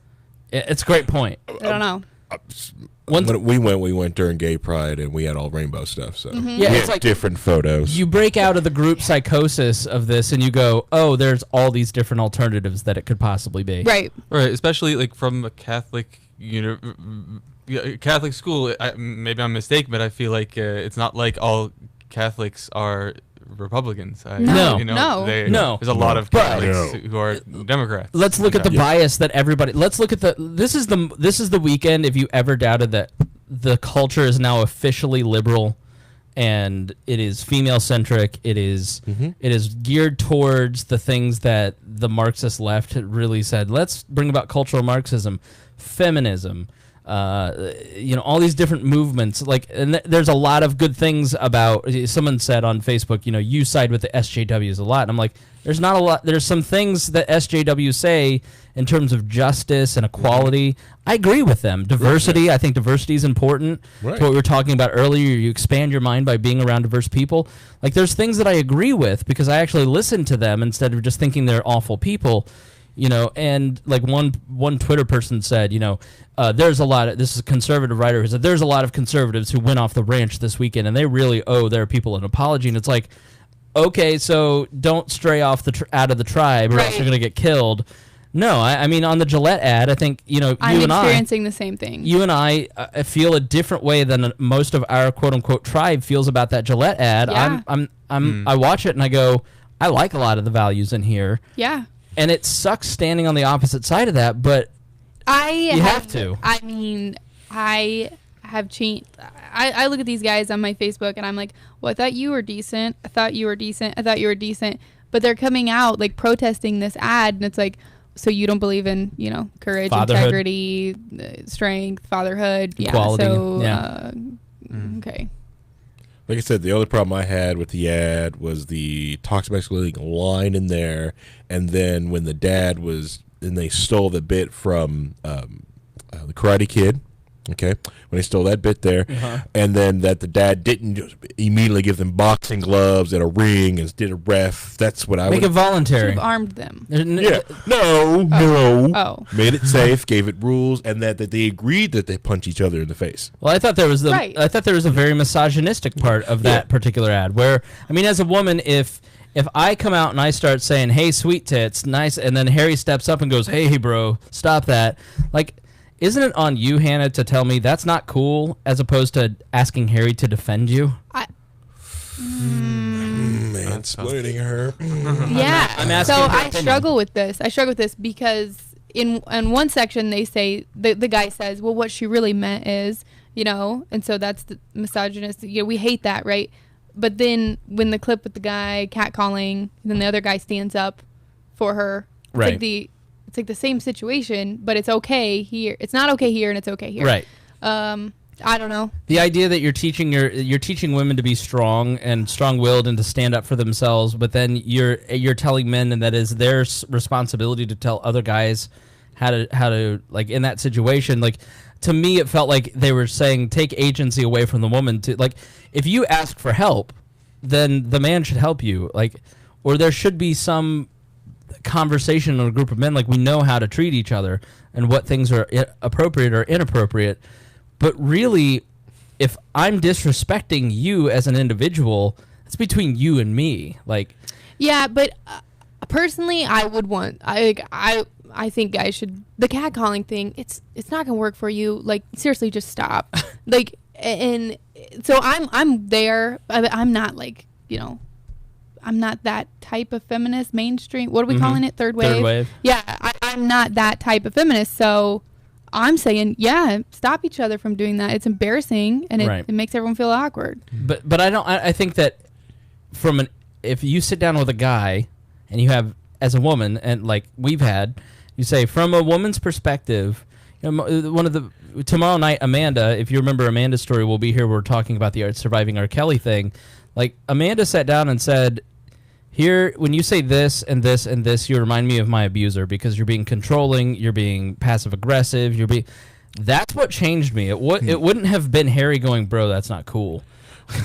Understand. Right. Yeah, and I figured the white male to be quiet for a second. The one thing you are dressed in a penguin costume, don't you? The one thing I got from it was not that the guy was. Did you just see the comment on YouTube? No, the testosterone is low on this one. Go fuck yourself, Brian. Extremely low. You're the exact type of person that is everything wrong with society. If you're not joking, delete this YouTube channel. I don't want you anywhere near We Are Libertarians. You're an absolute asshole. Now, if you're kidding, then I appreciate a good joke. But if you're not kidding, you're the type of person who doesn't want to listen to anybody else. You have a closed mind and an open mouth, and you're absolutely useless to society. You're worthless to the conversation. Delete your Facebook account and get a job. Stop playing video games and quit being a little beta fruit cake. Mm-hmm. Right. Just irritating. But if you're kidding, we're friends. Which fruitcake is great with rum. Thank you. Just beta behavior. I'm so tired of these. Where's the testosterone now? Respond where's to this. Testosterone now? Respond to this in your truck rant. Yeah, asshole. Go ahead. The testosterone in my body is regulated by the doctor. That's fine. Good for you. Proud of you. Thank you, bro. I'm totally gonna get T replacement at some point. Anyways, you were saying. Go ahead. Just irritated me. The one thing I got from it was not that the guy was stepping up to protect the female. It was more of the guy going like, hey, culturally, no, I'm seeing that as a guy, and I'm saying that as a no. So just giving guys to the idea that, hey, if you see another guy doing it, just tell him like, hey, dude, that's uncool. Yeah. You know, I hate that. No. Yeah. All right. No. But it's the same thing. If you see your guy like, oh, I'm going to get a Tesla. No, dude. No. So my thing is, yes, females need to stand up for themselves, be more vocal, but this commercial was not about that. This was towards men. So we're not addressing all the issues in this one commercial. Yes, women need to be more assertive. We discussed that in length on the Me Too episode. But that commercial was not about that. Right. Yep. What was it about to you? This was directed towards men, hold each other accountable, be courageous. I thought it was like, be more manly. And when I heard the toxic masculinity on the news report, just like you said, they were putting you in that space. And then immediately after they say, is this the best a man can get? I thought it was like saying this whole man hating, is this the best men can get? Right. And then like, here's how we've caused it, and then here's the examples of people who are doing good and you know are on the good guys team. Yeah, I thought it was a good balance of both. Like, some already are, and they give all these good examples and all these clips of men being men, and it was great. I mean, I don't know, I thought it was like, yes, we need more masculinity. I like masculine men, so yeah, and true masculinity, the one that's just, steps up to the crowd of go like, hey, no, I'm going counter what the rest of you guys are saying. I'm just saying what is right. Right. And regardless of what the other group is saying. So I have a really cringy example. On my Facebook page, a lot of the hillbillies from my hometown were sharing this. It's Graham Allen. If you're familiar with Graham Allen. Yeah, what's up with that? I've heard. Who's Graham Allen? Super internet douche, and I love guns, but he's like a Second Amendment douchebag. Like, he's fighting for things that are not threatened, like just making stupid arguments. Brian from the YouTube comments. Right, exactly. He says, practicing our toxic masculinity. Hey, Gillette, does this offend you? Yeah, it's I his saw that. son holding a shotgun, another one holding a handgun, and he is holding a rifle over his shoulder. The irony of it is his daughter is in the middle of all three, and she is unarmed. Really? And at her age, I believe I had a 410 shotgun. I mean, So- there could be reasons. What's her trigger discipline? What's the Yeah, the girl could not have been comfortable, you know. So no gun, disarmed. Rely on a man to take care of you. Maybe this is toxic masculinity. You know what I mean? Yeah, there could son's finger. That's what I feel. Oh, sorry. Right. Well, there could be Yeah, other that's what I reasons have for it. It could be, you know, mom's behind the camera going, too young. Or it could be any number of reasons. Right, but it's like, this has nothing to do with guns. Why are we, you know what I mean? It's the Kate Bennett Liberty Hangout. Like, this SEO. Yes. Are you offended now, snowflake libtards? Yes, they're so bad for the cause. Oh Right. my gosh. You can own guns and still be classy. I don't know if anyone's ever told you that. Go ahead, Chris. One aspect that I don't think I've seen anybody else mention is that in that commercial, they're talking still about men, and they say something about, I only watched it once, they say that's something about like how you're, because there's some parts of the clip of how like young boys, how they're behaving, and focusing on that, and like focusing on what kind of men they will be someday. That one interesting thing is they didn't, you know, they're talking about what kind of men they're going to be someday. It wasn't what kind of person they're going to be, whether they want to be a man or a woman someday. It was still about, it was a choice. Two genders is what you're saying. Yeah, it was still about two genders. It was still staying within that normal two gender norm. Which they was didn't give interesting. in to the social pressure of you're a Zen or a that. Yeah, I noticed that too. That like we're actually using the term men and boys and not people and children. We used men and boys. It was honestly kind of refreshing. Sorry if that offends anyone. I thought it was refreshing. No, I think that's part of the reason of the outrage is that men are tired of being, I mean, we've talked about this, like men, weigh in on this, Hannah, and either of you guys, but I'm tired of being condescended to. I'm tired of being the world's problems. Right. I'm tired of trying to make an effort to meet millennial women where a decent man would, and as a person of values, like trying to live out my values and not be hypocritical and not say, like, to me, aggression and strength aren't a virtue. That, you know, that is the Trump version of masculinity, and to me that kind of rings hollow. Like, a real man believes in a lot of the values that were articulated in that. Right. You are a person who upholds justice. You are a person who protects people who can't protect themselves. You are a good father. You are, like, it had a very conservative message. At the end, the very last point was be independent, be an individual, and be self-reliant. Right. And it's up to you to make a choice whether or not you want. So there were very conservative messages, and I think the confusion of all of this now is, you know, we've got guys like Brian on the YouTube comments who's continuing to go and say, you know, I have too much estrogen, that's why I'm emotional. It's like, those are the kind of guys who sit there and watch the truck rants and, you know, trigger the libtards, but then implode over a Gillette ad, and it's because you're fragile. You have a very fragile ego, Brian. Right. You're the type of person, I'm assuming, that can't handle differing opinions because you're insecure about your own. That's probably just a hairball being coughed up under the table. No, it was me kicking a cat toy on accident. But, you know, the people who try to push this strength, should listen to what Jordan Peterson says, because that's a guy who is talking to men on a very real level, because there's a need for men to actually have a framework to be healthy, successful men. Yes. And it is not trying to make them women and making women men. Like, men are terrible women and women are terrible men. And there are gender differences and there are gender roles, and there is a shift happening in society about gender roles, and we're trying to navigate and negotiate that in the extreme parts of the hyper-feminist and the hyper-meninist. Like, they're making it difficult for reasonable people to have those conversations about what it means to be a man. But every time I have these conversations about men's struggles and things that men face, inevitably the female that I'm talking to, but women have it so much worse than X. And it's like you just completely invalidated every feeling or emotion that I have. And if I did that to you, you'd call me a mansplainer. Right. So why is it okay for you to do the same thing, because you're the oppressed. Like, I'm sorry, we're not playing that game. If we're going to play equal, let's be equal. And a man's feelings and emotions are just as valid as yours might be. Right. I mean, am I sounding like an asshole? No.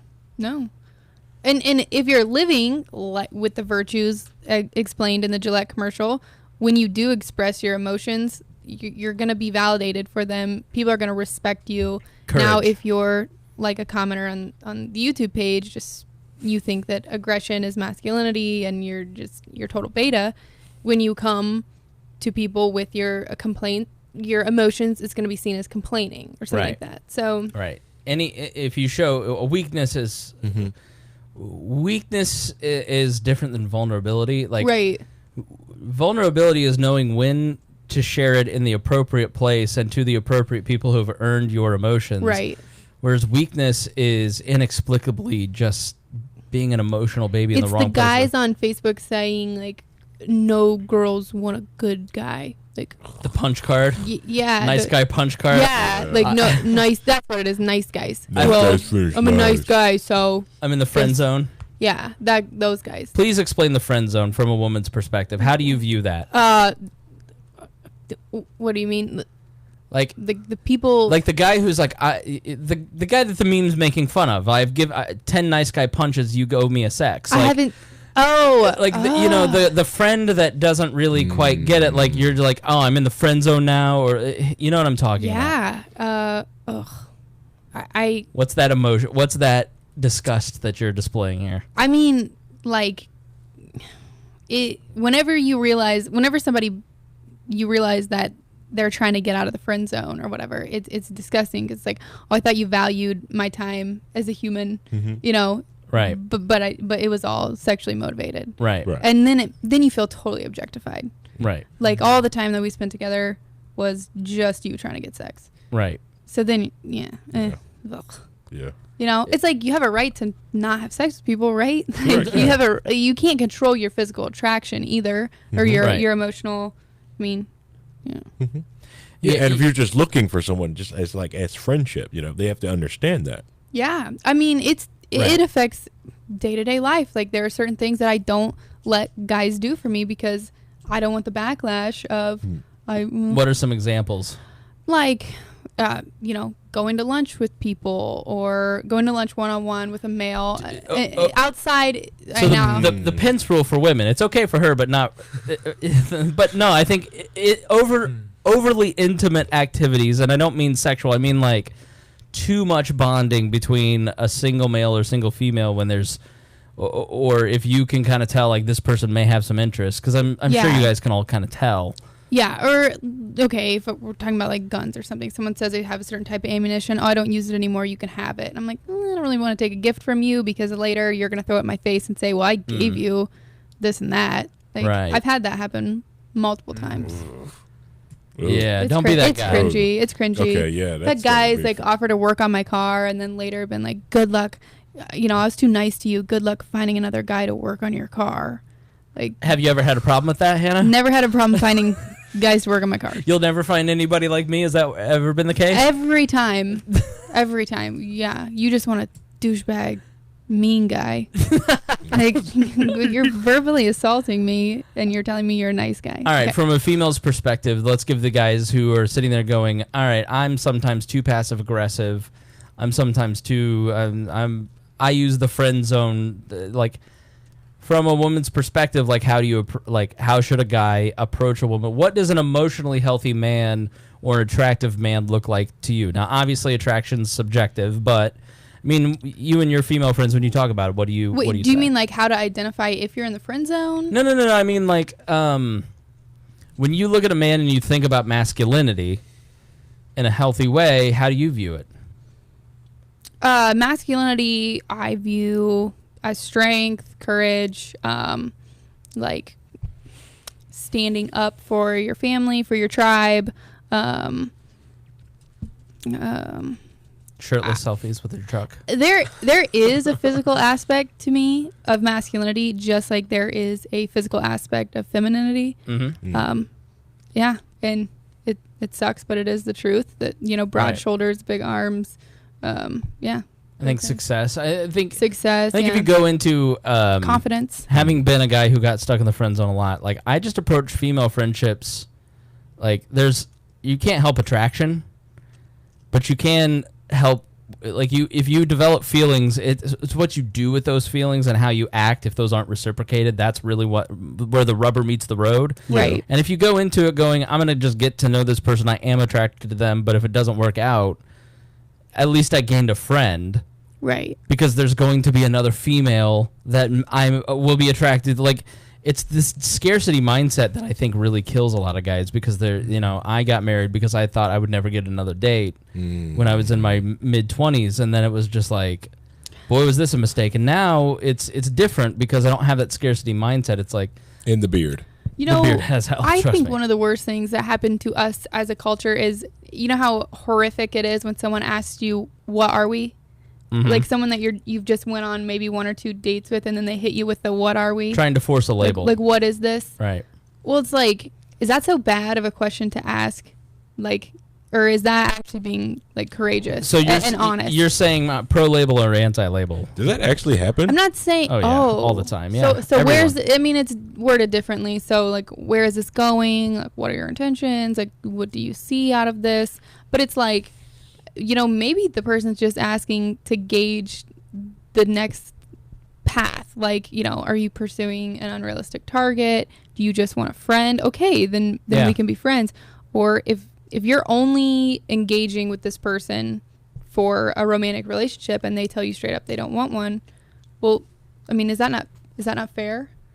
Why is it so cringy when people ask? I do think that there have been women that I've been interested in, they're not interested. I'm like, okay, I don't need another friend. You know, like my interest was romantic. Right. You know, and so I think that there's nothing wrong with that. I think it's just how maybe the thing that we're trying to grasp at is the conversation. It's how you react to the conversation. Mm-hmm. I think if you're looking to be abusive to someone because they didn't validate you, that's the problem. But there's nothing wrong with asking the question. It's just accept whatever outcome. Because there's a lot of times I felt like, man, this guy really doesn't get it. Like, he really doesn't get it. But I can't say, like, it's so rude to be like, just so you know, like, we're strictly friends. Would it be fair to say that if you're listening to this and you're concerned about this, you're probably not the guy we're talking about? I don't know. Okay. I don't know. Okay, then there's this point, because now if someone is honest with you, you ask, you know, what are we? And they say just friends. Your reaction to that will say everything about your character. Uh-huh. Because a lot of times I've been like completely verbally assaulted. Like what I was saying, like, how dare you? I worked on your car. I did this for you. I did all this. Like, well, right. you had ill motivations. Like, you know, you right. had ulterior motives when you did those things. So, I don't know. I think everyone should probably be worried about it. Does that work both ways? Because like, there's sometimes like I'll be helpful to a female friend when I first start meeting them, and I feel like they're flirting at me, like, hey, we're just friends here. Right. You know. I think that's fair. Yeah. Or you can use humor. Yeah, because a lot of the time when I feel like they're overtly flirting at me, I was like, here's photos of my wife. You know, and just start throwing them at them, and I feel bad. It's like, look, and so to kind of circle it back, I think we have a problem where we're focusing on the guys who are the problem. And so people in media, when they consume media, you, dear listener, who are listening to this, you internalize everything we say. So you're judging everything based on your own bias. So anything that is said on this program, you're thinking about how it applies to you, which is why that's how we craft the content. That's how we think about the topics that we do. We're thinking about you, the listener, right? And so when you hear discussions like this, and it's somebody who is attacking men, you may be a perfectly decent man, but you hear, I feel attacked. You internalize it because you're in an in group that is being attacked, you know, by an out group. And so the tribal instincts kick in. And I really think it's how you conduct the conversation that matters a lot. But that's part of the problem. I don't think that women are sensitive enough to how it's like I explained in the video with toxic masculinity. If I called Hanna a bitch right now, you'd be hit with a flood of emotions and a lot of different feelings about that, and especially the way that it might be delivered. And I don't think that women appreciate that when things like toxic masculinity are said. They don't fully appreciate that. The only time I've ever been told that I'm a misogynist or there's toxic masculinity, it's never been someone sitting down next to me, a female friend, going, hey, I want to talk to you about how you talk about women. It's never been that. No, it's an emotional response. It's an emotional response from somebody who doesn't understand the point I'm trying to make. They don't understand me because they're emotional and mad. And so it's an epithet. It's someone tossing a hateful word. Toxic masculinity, I think, reads to men like the C word or the B word for men. And women roll their eyes at that, and that's part of the problem. You're rolling your eyes. Yeah. And men are completely dismissed in this conversation because we've had 30 years, and this is not a bad thing. I have 2 nieces I dearly love that I want to be successful and have an equal opportunity at every opportunity.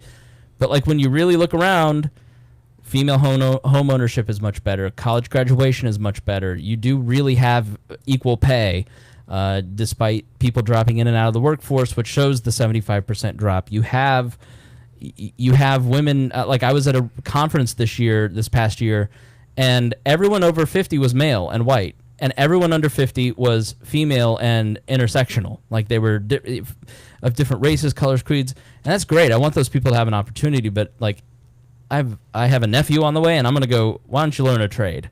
Because white-collar careers, they're worried about making sure that they look good to shareholders, and so you don't have as much of a chance as your cousins do, the female cousins. So, and that's when men go, okay, I'm blamed for every ill in society. I have less opportunities. Whether they do or not, that's how they feel. And so when the way that the emotion, so when a razor commercial comes along, it feels very condescending, feels very unfair, and it doesn't even matter what they're actually trying to say. It's just, I'm tired of being the problem.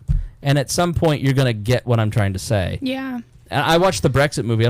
Watch the Brexit movie on HBO. It's great. It's like the people didn't get, Craig Oliver in the movie just didn't get in this scene where he bursts in and starts trying to control and this woman ends up bursting into tears going, you don't know what it's like where I live.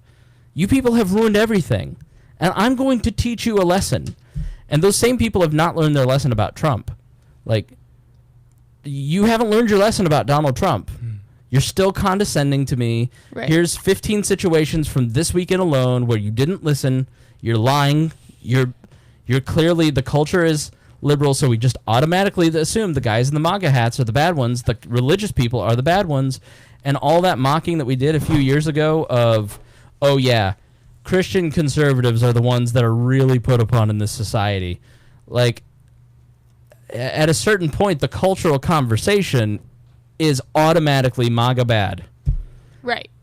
And that's unfair. Like, as a person who is not a Trump supporter, I don't feel my first impulse should be looking at these children in MAGA hats and going, oh, well, they're automatically racist. Right. Like, yeah. I think it's unfair. Yeah. Yeah.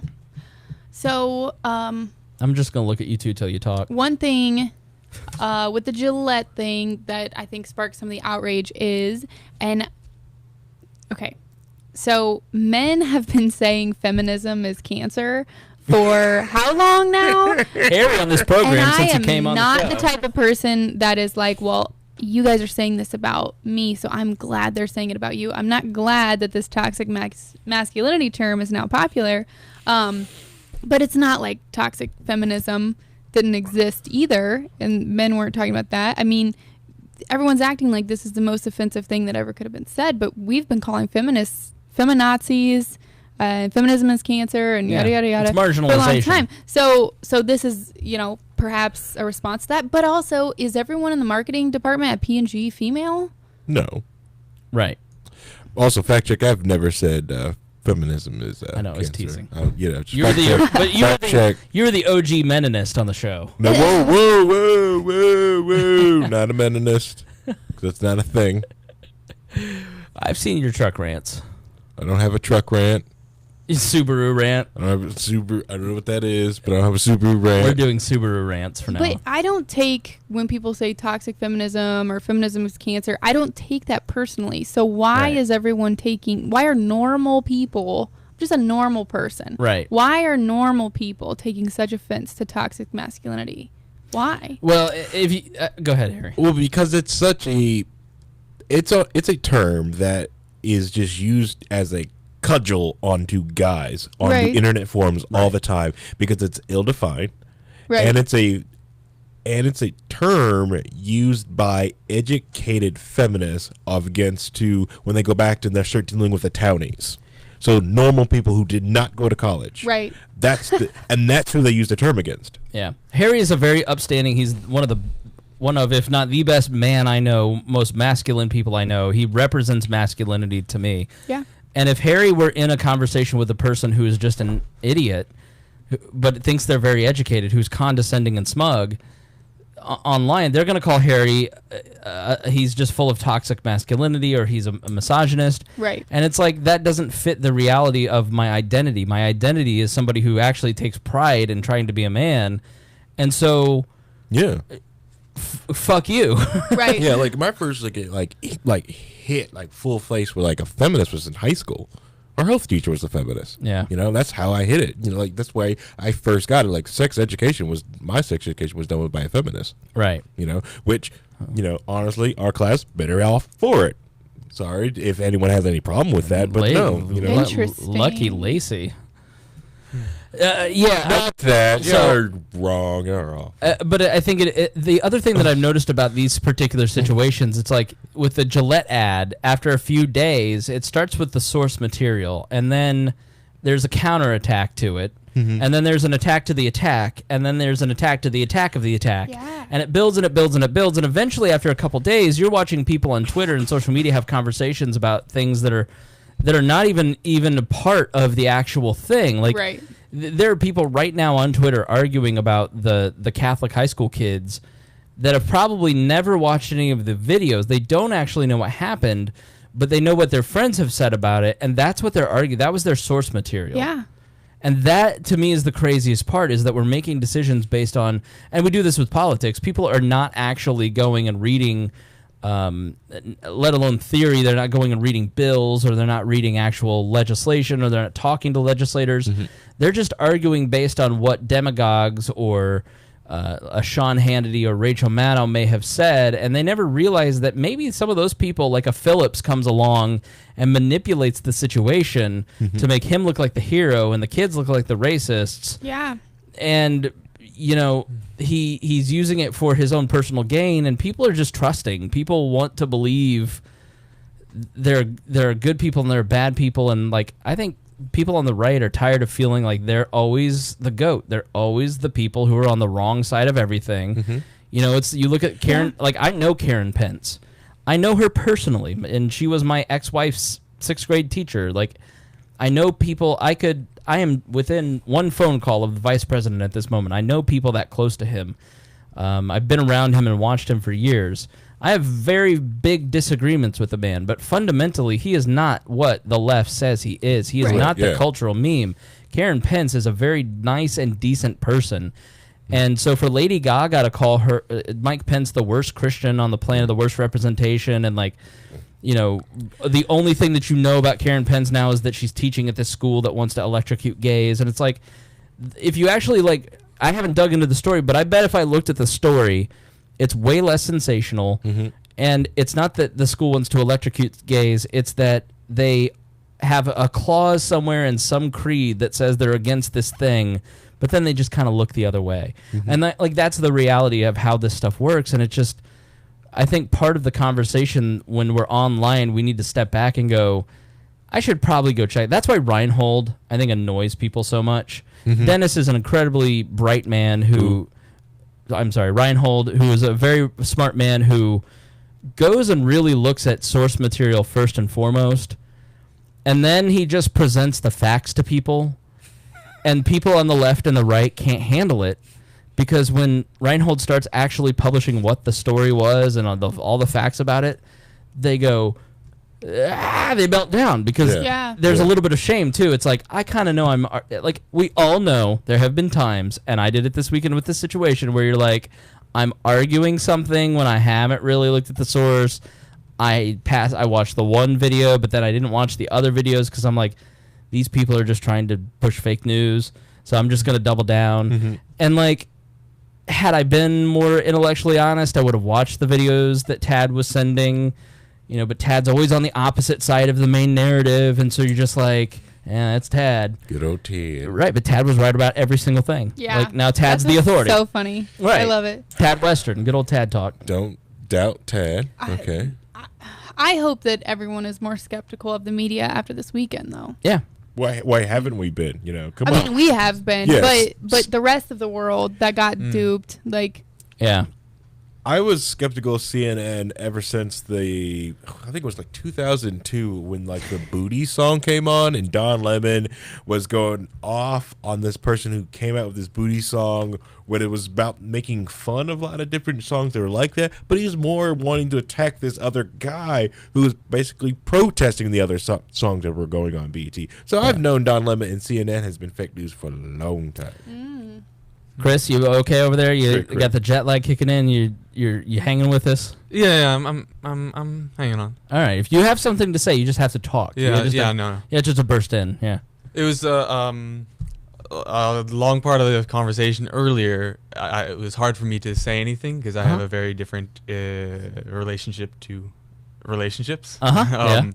And so that's why That's okay. I've been quiet for quite a while. Yeah, sure. We won't get into that, but so let's actually talk about what happened. Let's give you some facts.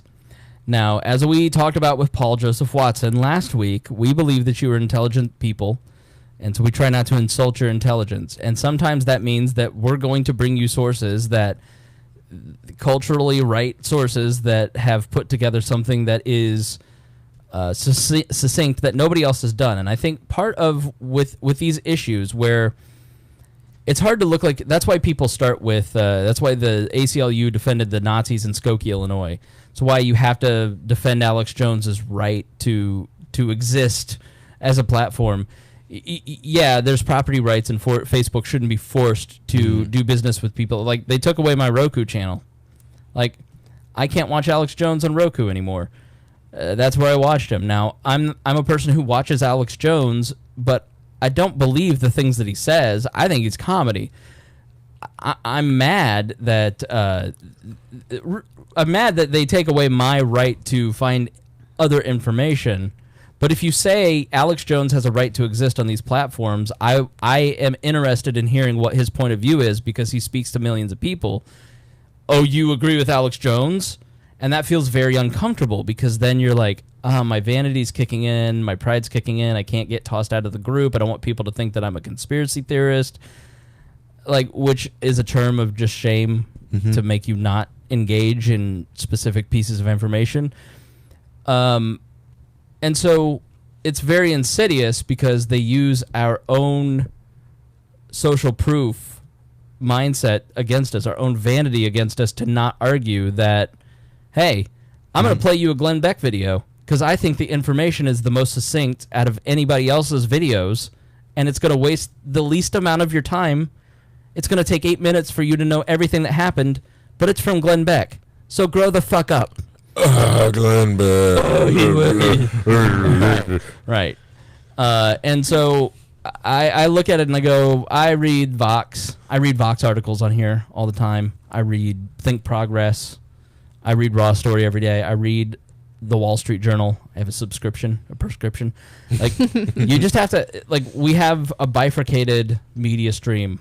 It's, you know about bifurcated streams, Harry. You know what I'm talking about. Yeah, I know about it. And so all the dirty minds out there going, we'll explain later, Chris. They don't have those things in Norway. When you're older. Right, yeah. He's got 3 kids. I'm sure he's had a few. So all of a sudden you wake up the next morning pissing on the wall. Yeah. There just there's a lot of good information in a lot of the various quarters, and, you know, we have the Rushville Republican and the Corden Democrat, because in the 1800s, it was all partisan news. Yeah, Brookville Democrat represent. Hell yeah. So Glenn Beck put out this video, and I'll put it in the show notes because I think he put together a really succinct. It's 24 minutes. I'm not going to play it all. We're about 8 minutes into it, and Father Time here is He had his team, and Beck has a great research team. He's got a great prep team. What are you laughing about, Chris? Nothing. All right. I just wanted to make sure that if you had a thought, you could say it. Yeah. Yeah. Okay. He's tired. He's getting tired. Yeah. I'm tired. Do they have Bang in Norway? They have what? Bang. Bang? No, I don't think so. Do you drink after people in Norway? Drink after? Or germs? You have germs in Norway, or is it too cold? We have loads of germs. If you want to try this, you can actually have the rest of it because I need to sleep tonight. Georgia peach it's sweet 300 tea. milligrams of caffeine. That's all you need to know. Yeah, bro. You're gonna be lit. So he basically had his prep staff go through. He's got a great research team, and they put together this video. So where we're at in the videos, in all of the different running themes here, is the Indigenous Peoples March. Before I read this, let me kind of set it up in a broader perspective. Thomas Massey actually had a great interview. The school is in his district. Thomas Massey is a libertarian-leaning congressman from Kentucky. And this Big League Politics article, which I'll link to if you want to listen to it, let me just read some of what he had to say because I think it was very succinct and good. So the social media mob is a left-wing mob, Massey said. The right does not do this. It is considered harassment if it comes from the right, and that if it comes from the left, it's just free speech. And there's your double standard. I agree and I don't agree because the left, he's beating up on the left, but the fact is the left has a long-standing history of using agitating. They agitate. And they view everything from leftist activists, okay? Maybe not every Democrat, but leftist activists look at things in the lens of oppressors and oppressed. And so whatever you do to an oppressor is acceptable. It doesn't matter how you treat the oppressor. As long as you bring down their power and bring up the oppressor, it's justifiable. It's the early days of Malcolm X. The ends justify the memes. Now, Patriots, cheese. Starting in it started in the early 2000s when I was at CPAC, and there was all this conversation about how we need our own mob-like tactics. We need our own restless giant, or MoveOn.org, that will go out and harass businesses and advertisers, and they're Restless Giant and Move On. These are the people that got, and Media Matters. These are the people that got Ben Shapiro's advertisers to cancel because they have spreadsheets of all the numbers to call, and they put it out to thousands of activists. They're very organized. They have great networks. And so the right has developed its own little mob squad. David Horowitz over at discoverthenetworks.org, I believe it is, or .com, he's really kind of been the one that has pushed this notion. Andrew Breitbart was a person that pushed this notion. We need to get in their face just as they're getting in our face. And there is a double standard when the Republicans do it, when Newt Gingrich or Donald Trump steps up and starts punching the left back, that's outrageous. But when they just the media wants the Republicans and the right to submit, and when the right doesn't, they're violent extremists, which is why nonviolence must always be your main principle. And these kids really did show a lot of nonviolent restraint. And so social media leans left, and the blue Twitter check marks really are better organized. They have made an industry out of agitation and community organizing, and they have much more money. And so when you hear people talking about Soros, that's what people are actually talking about. It's unfair that they have racketeering going on, and they're extorting these companies, and they're diminishing the Republican voice.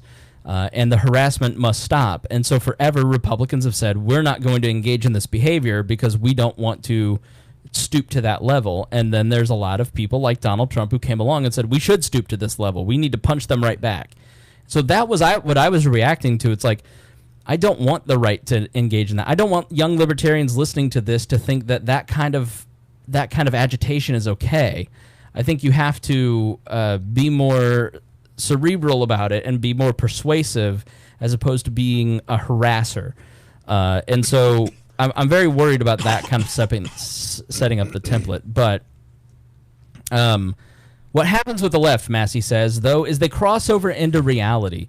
They migrate off of social media and they start calling the city of Covington to get tax records and figure out where people live. They go to their houses and figure out where they work and try to get the parents fired. That actually happened. That's the difference. I mean, we all know Twitter's a dumpster fire, but try and take that fire and spread it into real life.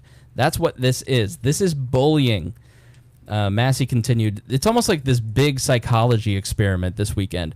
Like freshman psychology 101, he said, you were told before you saw the video what you were watching so that when you watched the video, you completely fell for it. Framing. Think of toxic masculinity at the beginning of the ad. It's called framing. So, for instance, you were told before you watched this video that these kids were chanting "Build the Wall," and you can't make out the words. You can't. You assume, yeah, they're chanting "Build the Wall." In fact, they were not. It's really, if you watch the video inaudible. You were told this kid was smirking and that he had gotten in the face of this Native American, but that's not the case. The kid was smiling. He was trying to diffuse the situation and broadcast to his friends that he wasn't feeling threatened, so they didn't need to feel threatened either. And then you were told that these kids surrounded that older man, and that was not the case. But if you were told all these things, and then you watched the video, it was not hard to fall for it, Massey said. But after watching the longer videos, I know that Nick didn't do anything wrong. I won't use his last name. He doesn't need that. He did what most 16-year-olds don't have the composure to do, which is to diffuse the situation that was not of his own making and was a situation he'd never been in before. Everything he's been taught in his life prepared him to do the right thing, and that's what he did. So that's Thomas Massey. Now, we pick up with Glenn Beck in the timeline that he presented on YouTube, on his radio show, of the actual happenings and the events. And it starts with the Indigenous Peoples Rally. And the kids were all told to meet at the bus location. And showing up to the People's Indigenous Rally were the Black Hebrews. You probably haven't heard a lot about these, and these were the bad guys. And so the Black Hebrews have been there harassing the Indigenous Peoples Rally. They're on the streets here in Indianapolis. You may have seen them. You work downtown. I don't know if you've run across them, but they're usually under the Arts Garden. And they are... as Beck says, he's like, any journalist, any person that lives in New York, as I have, meaning Glenn Beck, understands who the Black Hebrews are and what they're about. They're violent people who are, essentially, long story short, the Black Hebrews believe in the Old Testament. They start calling, they're here to harass. They're calling them Uncle Tomahawk. They're shouting racial epithets at the Native Americans. At one point, when Phillips walks by, they call him a name like Gad, and Gad is essentially like an Old Testament monster. Mm-hmm. And so they're harassing them. They start harassing the boys. They start calling the boys names, cracker, amongst other things. They start calling them gay slurs. They start saying, Donald Trump's gay, and they're like, who cares? So let's pick it up there. So the Black Hebrews have been harassing the people at the Indigenous Peoples Rally, and then we're going to pick up right before the boys get there. You can go back and watch the rest of that context if you so choose. Completely dismissed this. Why, I wonder? He's talking about the Black Hebrews. This goes back and forth for over an hour with the Black Hebrew Israelites, even resorting to calling other African Americans in the vicinity the N-word because they don't agree with them. So the Black Hebrews he's talking about Native Americans have been engaging them.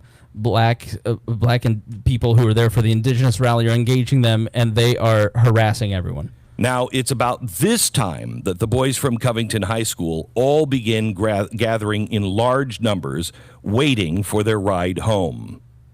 We're going to play a small portion of what ensued next because it leads directly to the incident that would immediately go viral. But keep it in mind for later because I'm going to come back to this clip. This specific line of insults toward the Covington boys, again, directly followed another instance where the Black Israelites were being confronted for their racism and bigotry.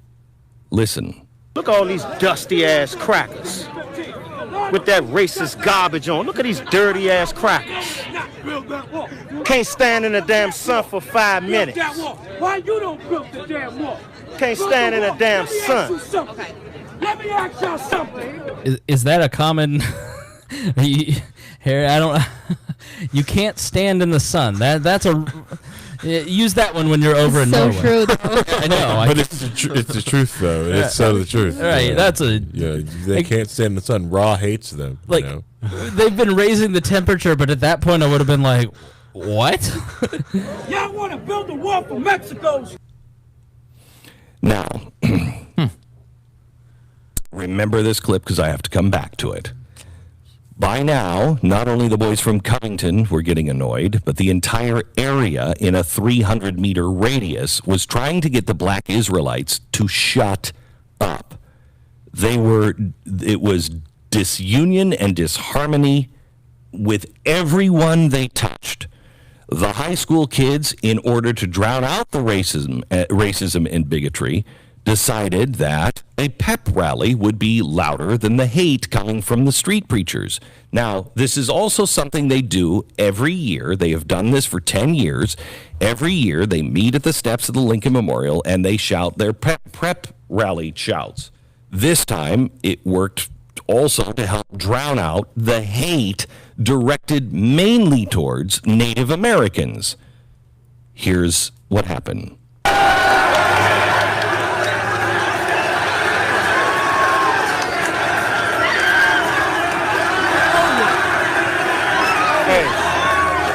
These crackers loud,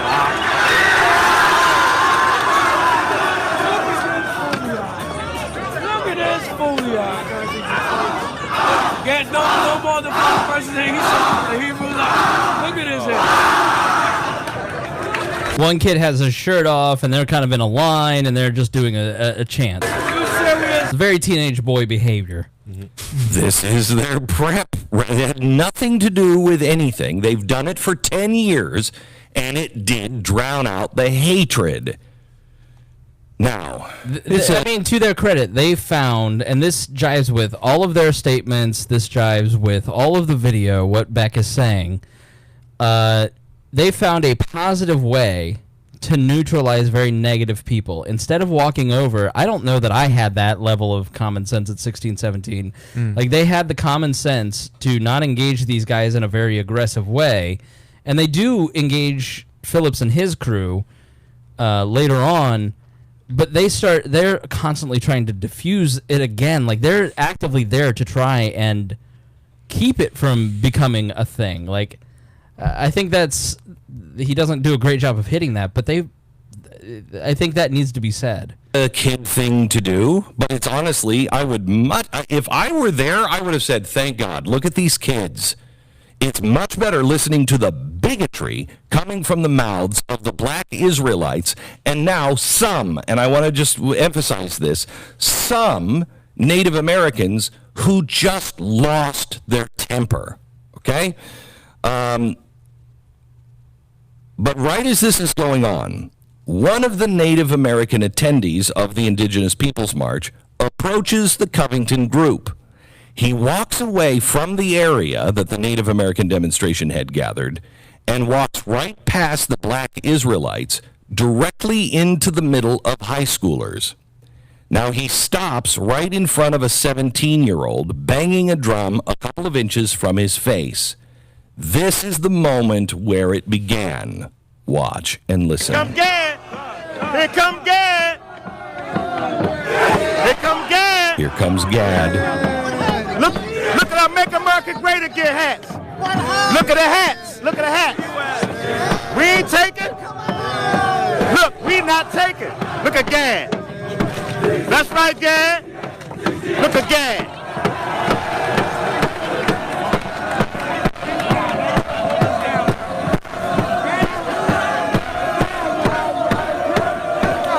Now, notice the drum beat with the chants. The kids are doing their chants. They don't know who this Native American is. They know that Native Americans have been hassled by the black Israelites. That they have watched and seen. So when the Native American comes over, they think that he's on their side trying to drown out the black Israelites. But did you notice what the black Israelites were calling the Native American with the drum? They called him Gad. Here comes Gad. Here comes Gad. Gad? Who the hell is Gad? You have to go to Isaiah chapter 65. The black Israelites still are continuing to insult the Native Americans. This is a false god. So when he says, oh, here comes Gad, he is mocking the Native Americans. Again, the totem pole worshiper, oh, now here comes their false god with the drum. Nobody in the media said anything about this. Nobody in the media had a problem with any of this. The black Israelites continue to insult the Native Americans, but not a mention of any of it. Now, the Native American, his name is Nathan Phillips. He is a 30-year left-wing activist. And he marches right up to one of the students and gets right directly in his face. Now, the media left all of the pre-stuff out. So you have no idea that these kids are actually helping the Native American. Yeah, you didn't get any of that, did you? Like, there isn't any bit of it where you're like, oh, they're helping them? Oh, okay.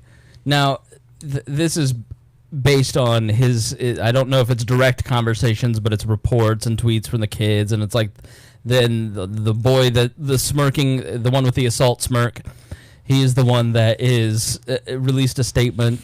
So I don't know how much of this is him presuming and how much of it is him finding fact. I wish he had done a better job of that, but I think it's a good presumption to think, yeah, they're on our side. We've been on their side. Like you just wouldn't expect that a 30-year leftist activist who has no good intentions, because he's walking into a group of hyped up teenage boys in MAGA hats, and he thinks, man, if I get a MAGA kid to punch me in the face, think about how great that would be. Man, I'll be rich. How betrayed they must have felt. So as Nathan Phillips, the Native American, walks over with the drum, the black Israelites are still calling them names, the Native Americans, calling Nathan Phillips Gad, the name of a false god, and they continue to insult them, but not a peep in the media. Now, Phillips initially told the Washington Post the boys surrounded him as he was just preparing to leave. There is zero evidence of this. In fact, our video shows the exact opposite. He later contradicted this in an interview with the Detroit Free Press, admitting that it was he, not they, that initiated the contact. He also stated that he did this because the Covington kids were attacking the black Israelites. This is clearly not what happened. Clearly. If you've watched the video, it is painfully obvious. This is not what happened. The white boys stayed way away from the confrontation. It was a confrontation between the black Israelites and the Native Americans. And it was the black Israelites who are known by reporters in New York to be vile, despicable street thugs. Now, Phillips' actions seemed completely at odds with every other Native American present at the rally that day. There was only a handful that were nasty. The vast majority were either debating or getting confrontational with the black Israelites. None of them were at odds with the high school kids. Not a single Native American. Not one. One of the catalysts for why some of say Phillips decided to do what he did was due to the claim that the boys were saying, build that wall, and they felt insulted by that. Now remember, Nathan Phillips is part of a group that is against the border wall. No borders, no walls. Okay? That's why he was protesting. He was protesting the border wall. So, of course, someone wearing a MAGA hat has to be for the border wall. That's why he targeted that boy. Now, in interview after interview, he said they were chanting, "Build that wall." In 0 instances that we have found on videotape, and we've watched it all, 0 times have the boys said, "Build that wall." But we did find it, and I played it for you earlier. The organizer of the Indigenous Peoples March claim, "I heard that." The New York Times quick to point out, that was "Build that wall." It's a quote, "a rallying cry of supporters of Mr. Trump." Which brings me... Just to clarify, the only person that ever audibly said "build that wall" was the black Hebrew in the video that he played earlier, and that's what the New York Times reported. Back to the video I told you to remember. Listen to it, but this time listen to the black Israelite leader and what he's saying in the background to the Native Americans. Look at all these dusty-ass crackers with that racist garbage on. Look at these dirty-ass crackers. Can't stand in the damn sun for 5 minutes. Why you don't build the damn wall? Can't stand in the damn sun. Okay. Let me ask y'all something. Y'all want to build a wall for Mexico? He's saying to the indigenous people, "Build that wall, build that wall. Why don't you build that wall?" They're so worried about the people from Mexico. So it was said, but it was said... Let me correct back. That's actually the black Hebrew screaming that at a group of kids, kind of like standing around watching in MAGA hats. But the idea that maybe Phillips misheard that makes total sense. By the black Israelites. Not one of the Covington kids. Out of all of the video evidence from the entire event, the only time "Build that wall" was ever heard was when it was said by the leader of the black Israelites. The media never did any of this work. They never looked at the entire body of evidence to find out what really happened. They saw young white boys from a Christian school wearing a MAGA hat, and they instantly handed out a verdict of guilty. Did Nathan Phillips do this as an activist looking for exposure? Well, I will tell you this about that old man who cried on TV. Here's what he said in an interview. Now that you have the video and you've seen it with your own eyes, exactly what happened, now let me repeat what Nathan Phillips said happened. He told the Washington Post and then the Detroit Free Press, they, the Covington boys, witnessed these individuals, the black Hebrew Israelites group, on their soapbox about what they had to say. Well, they didn't agree with it, and they got offended. They were in the process of attacking these 4 black individuals. I was there. I witnessed all of this, and it kept going on and escalating. It just got to a point where you have to do something or you walk away, you know? You see something that's wrong, and you're faced with that choice of right or wrong.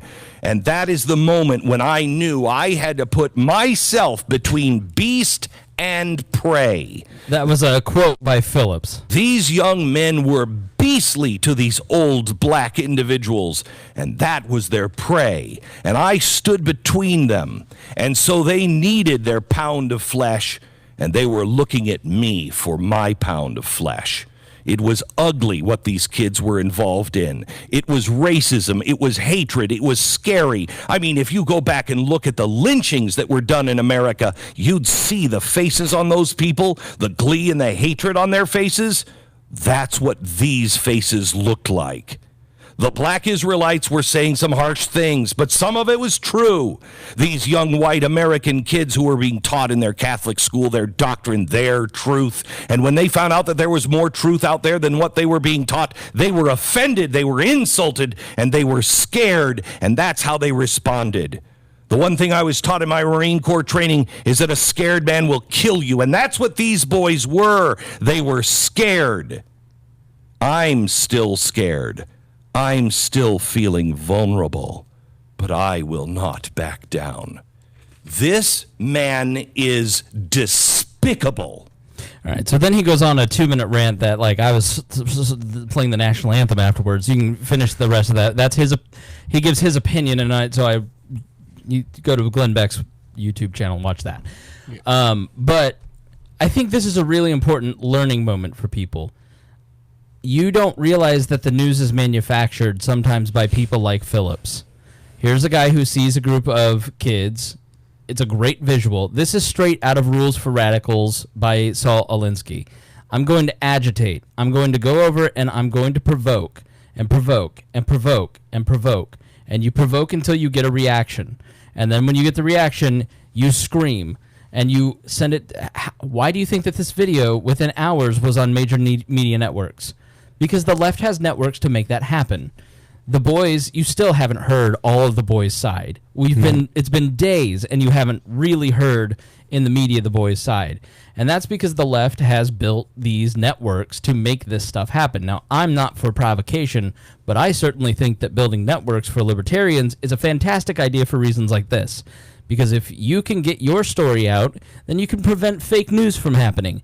And that's what Phillips tried to do. Phillips didn't expect that there would be so many cameras. So he did the most Alinsky thing he could do. He had one camera, his camera. He edited it the way that he wanted. And then he didn't expect that there would be 20 different angles on cell phones that would out him as a complete fraud and liar. And he is... Beck is right. He's a despicable person who picked on teenage boys to provoke them to get a reaction. He got the reaction that he wanted, and then he made news out of it, and then America got fooled. And so people are tired of being idiots. What I have learned in media and in politics is that if you make people feel stupid, if you make them feel like fools, if they feel like you have tricked them, they will turn on you, and they will devour you. And we're coming to a time very quickly. We're not going to have a civil war. We're going to have a cleansing. And I don't mean in a violent way. I think that the attention is going to rapidly turn away from these outlets because people are going to start questioning. This is, I think, a very healthy thing to have happened because we now see how left networks then make news with their left media partners. And we all get fooled, and we feel stupid. And so next time, we're going to go, let's take a beat. Let's see what everybody has to say about this before we actually comment. Mm-hmm. I hope that's the case. That'll happen for about 3 months, and then we'll forget. Exactly. So. Yeah, pretty much. I've had 2 people ask me this today. So what news outlet do we trust? You know, we're libertarians. Right. But yeah. I fell for it, so don't even trust me. So, and I'm like, that you don't trust any of them. You can't. You have to just wait. You just have to be you have to go to HuffPo. I don't say HuffPo. You have to go to The Atlantic, Vox. You can tell highbrow. Go to The Hill. Go to your mainstream news like the New York Times. Go to conservative sites like... I don't want to recommend the Daily Caller anymore. The Daily Wire, the Blaze. See what the different conversations are. And when you start having conversations, you have to be your own journalist. And so being your own journalist, it's not that hard. All you got to do is go to Reason, National Review, and Vox. Go to those 3 sites and the New York Times website. You have 4 websites a day to read. Maybe go to Zero Hedge if you want the conspiracy, fringy stuff. Like, go to those 4 websites... And you have a pretty clear picture of this kind of stuff. You just have to hear the differing opinions and then give it some space and time and see what the conversations are. And then you realize what the story was. Yeah. And it's not hard to do. I mean, what we have learned to do over the last couple of years is weed out the BS and find the real arguments. And sometimes they're on the left and sometimes they're on the right. Like, I know it was just beating up on the left, but this is a serious problem with our society is that you guys are creating fake news and then claiming that Alex Jones is, and he is too. But the other thing is just like mass shootings, sit on it, keep your mouth shut, and sit on it, and read the printed news about the mass shooting days. About the week afterwards. I think that's a great point. If you're watching TV news, you're having your intelligence insulted. You turn on CNN, you are being indoctrinated. Mm-hmm. There is something about the TV that is especially insidious. Yeah. And the print is where you need to go. For some reason, if they're willing to put it down in print, it is, it's different. You couldn't trust your own eyes. Massey is right. They framed it, and so when you clicked play, you had the framing in your mind. Even with the supposed blackface today. Yeah. I mean, I said in our private group chat, I had said, like, I don't know if you saw those messages, but I was like, if you notice everyone else is wearing black, I think it's a blackout, and the response was like, oh, honey, no. And it's like, but wait. Then all the other pictures come out of all the other seasons where they did the same thing with different colors. Right. It's like, just because you have a photo, it doesn't show the context. You're showing one little moment in time. Correct, yeah. And with printed media, with that, the editor was like, whoa, what's this one photo that you're bringing up that you're writing an article on? They would just send it back down. No. Research that again before we go and print this out. It's just different. Yeah. Right. Don't trust these hoes. I know. You got me called a misogynist today. I did. It was the greatest part of my day so far. So little old Hannah goes, I want a new Gadsden flag with Cardi B's face on it, and I found a perfect one with a tongue, and it says, don't trust these hoes, and we were talking about the media, and I posted it to the We Are Libertarians page, and the first comment is from some woman going, that's not misogynistic at all. And I could see from her point of view, like, you have no frame of reference. Like, I didn't do a good job of providing the framing of it, the context.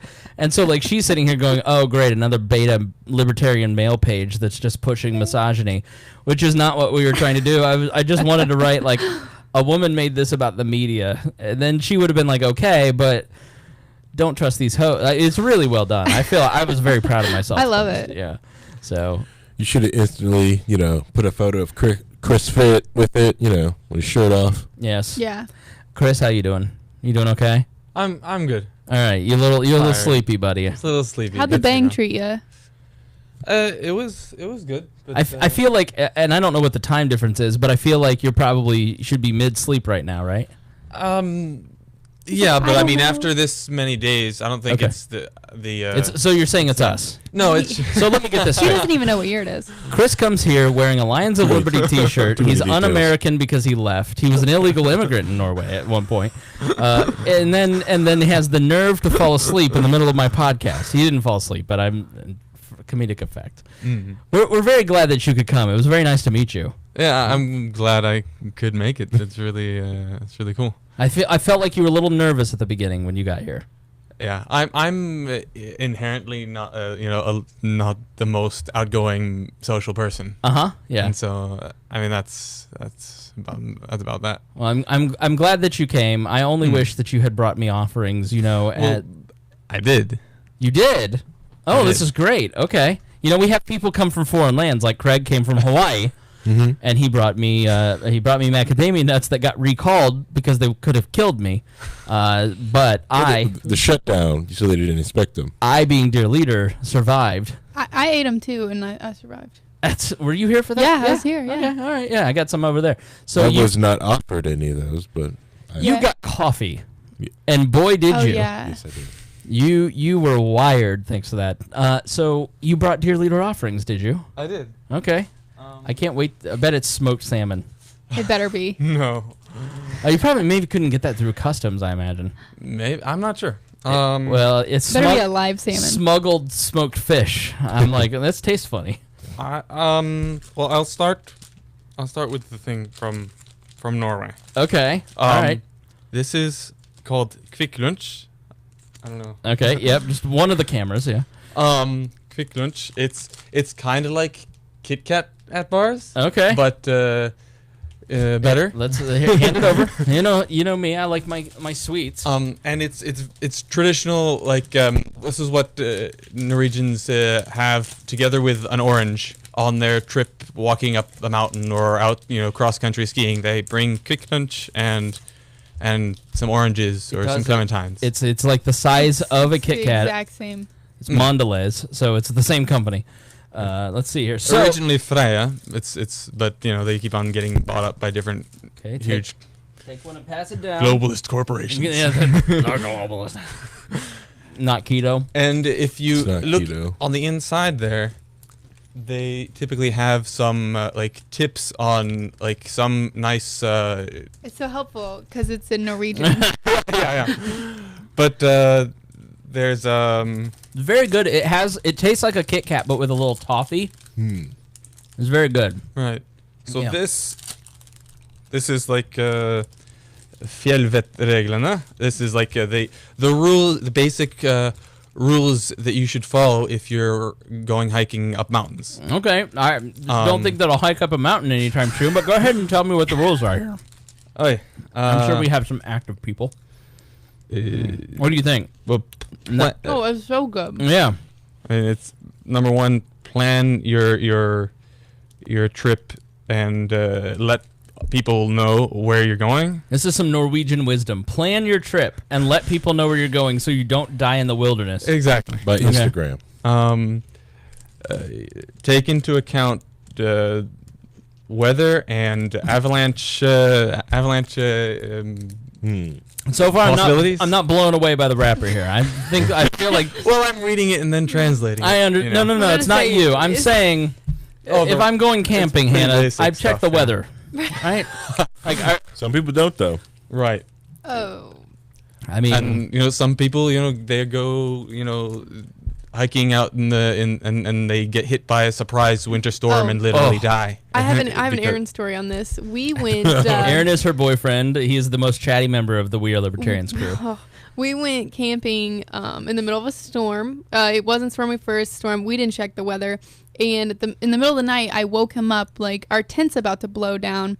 He turns to me. High five. He turns to me and says, "I've survived monsoons in Haiti. Go back to sleep." See, that's a man. And he went back to Were sleep. you immediately just like, oh, daddy? This is good. This is good. Do girls call men daddy in Norway? Is that a thing there? You don't have. I don't know. You're not a details guy. We know. So what else? What other offerings did you bring to Dear Leader? So this is not a Norwegian thing. This Okay. is from my background as a member of the Unification Church. Okay. And I know you are very interested in Korean history. Yes, And if very you're much. interested in Korean history, this is something you should take a look at. Okay. This is the quote unquote autobiography Okay. of Sun. Sun Myung-moon. Right. And so he was from North Korea, correct? Yeah, born Originally. in North Korea under Japanese occupation. Okay. So this is, it says Alexander Haig here. Now, I always have called, it was endorsed by Alexander Haig. He was a United States Secretary of State. And I always call Harry Alexander Haig because when Reagan was shot, Haig tried to circumvent the chain of command and take over the United States government. And then George H.W. Bush was found and they said, nuh-uh. Yeah, you are the Alexander Haig, so I'll give this to you after I'm done reading it. But thank you very much. Yes. So why do you think it would be something of value? Does it give you an insight into like maybe the Korean mindset of things? It's as a peace-loving global citizen by Sun Myung-moon. It's an interesting perspective because it's from somebody who knows something about what Korea was like before, and like during and afterwards. It's also interesting because he is a well-known figure and both looked at as a cult leader, as the second coming by his closest followers, but also he's positioned himself to be respected in a sense. He's that like guy that certain like Republican politicians have done things that show some respect, that they respect them in some sense, and yet at the same time kind of hide a little bit the fact how close that they are. Right. And so, like, he founded the Washington Times. That book is published in the United States by the Washington Times Foundation. Interesting, and which is a conservative leaning newspaper. Right. And so the Bush and Cheney and people like that have like showed up for Washington Times events, and I think Bush Sr. went to South America once for the opening of another publication down there. I don't remember the name of. And there's also been like, he's also worked together because they it says here was I'm looking at the Wikipedia page, anti-communism. Right. That's probably why a lot of conservatives were interested in it. That makes sense. Yeah. Anti-communism, pro-family values. There's a quote like, "I've come as the fireman to put out the fire of like I'm butchering the quote of like immoralism spreading in America." Right. Immorality. Right. And so he's an interesting figure, both in relation to Korea, but also in relation to American politics. Okay. So I thought. Yeah, I'm very interested in it. Thank you very much. Is this another Asian that's going to teach us how to fold our shirts and put them in boxes? Because I'm about done with that. I've watched all those episodes, and done. Just that's not news. Take some time and organize yourself. Like you're praying to your house. Like None of this is all of a sudden everyone's cleaning. Where you filthy people, monsters. Yeah, it's a pretty decent show. If I don't feel no, we're not plugging for that show. I don't think I got a lot out of it. I learned how to fold a tie. You'll feel better if your stuff's organized. Oh, news. No kidding. The CNN of organizing over here. All right, thank you very much for bringing offerings. I appreciate that. You're welcome. So we'll let you go first. Do you want the first or the last word? I'll go last. Okay. Harry, what the hell are you wearing? It's my awesome penguin onesie that I bought being drunk on Amazon one night. This is the only second time, in public I've worn this. Where's the first? The first was at work. We had onesie day. Yep. I was you work at a grade school? No, I work at a mass customization company. Okay. All right. They don't make stuff like this because I would have multiple of these if they did make stuff like this. If you could get that done and then embroider "We Are Libertarians" on the chest, that'd be great. Yeah, it's a little tight around the middle though. Should I say? I'm just kidding. Harry's in like perfect shape with a 6-pack, and I'm calling him fat. And I didn't mean to wound you because your face was like, oh man, am I getting chubby? Hit my body issues. Finally felt my chink in my armor and start crying. If you start crying after this episode, no one will ever listen again. Be like these betas. Look, we already lost Brian. Yeah, it's okay. Poor Brian. He got boss hogged in I don't know if you watched the comments. The boss hog got in there and started mixing up. And boss hog don't play. His ego is left to a chemical imbalance in his brain. So boss hog will feed you to gators, Brian. We're not afraid of you. Snapping turtles. Final thoughts for the episode, Harry? Final thoughts. One, if you want to watch a video on Netflix about cleaning, watch The Minimalist. Throw away the junk. Throw away your junk. Get rid of your junk. Yeah. Okay. Yeah, have a packing party.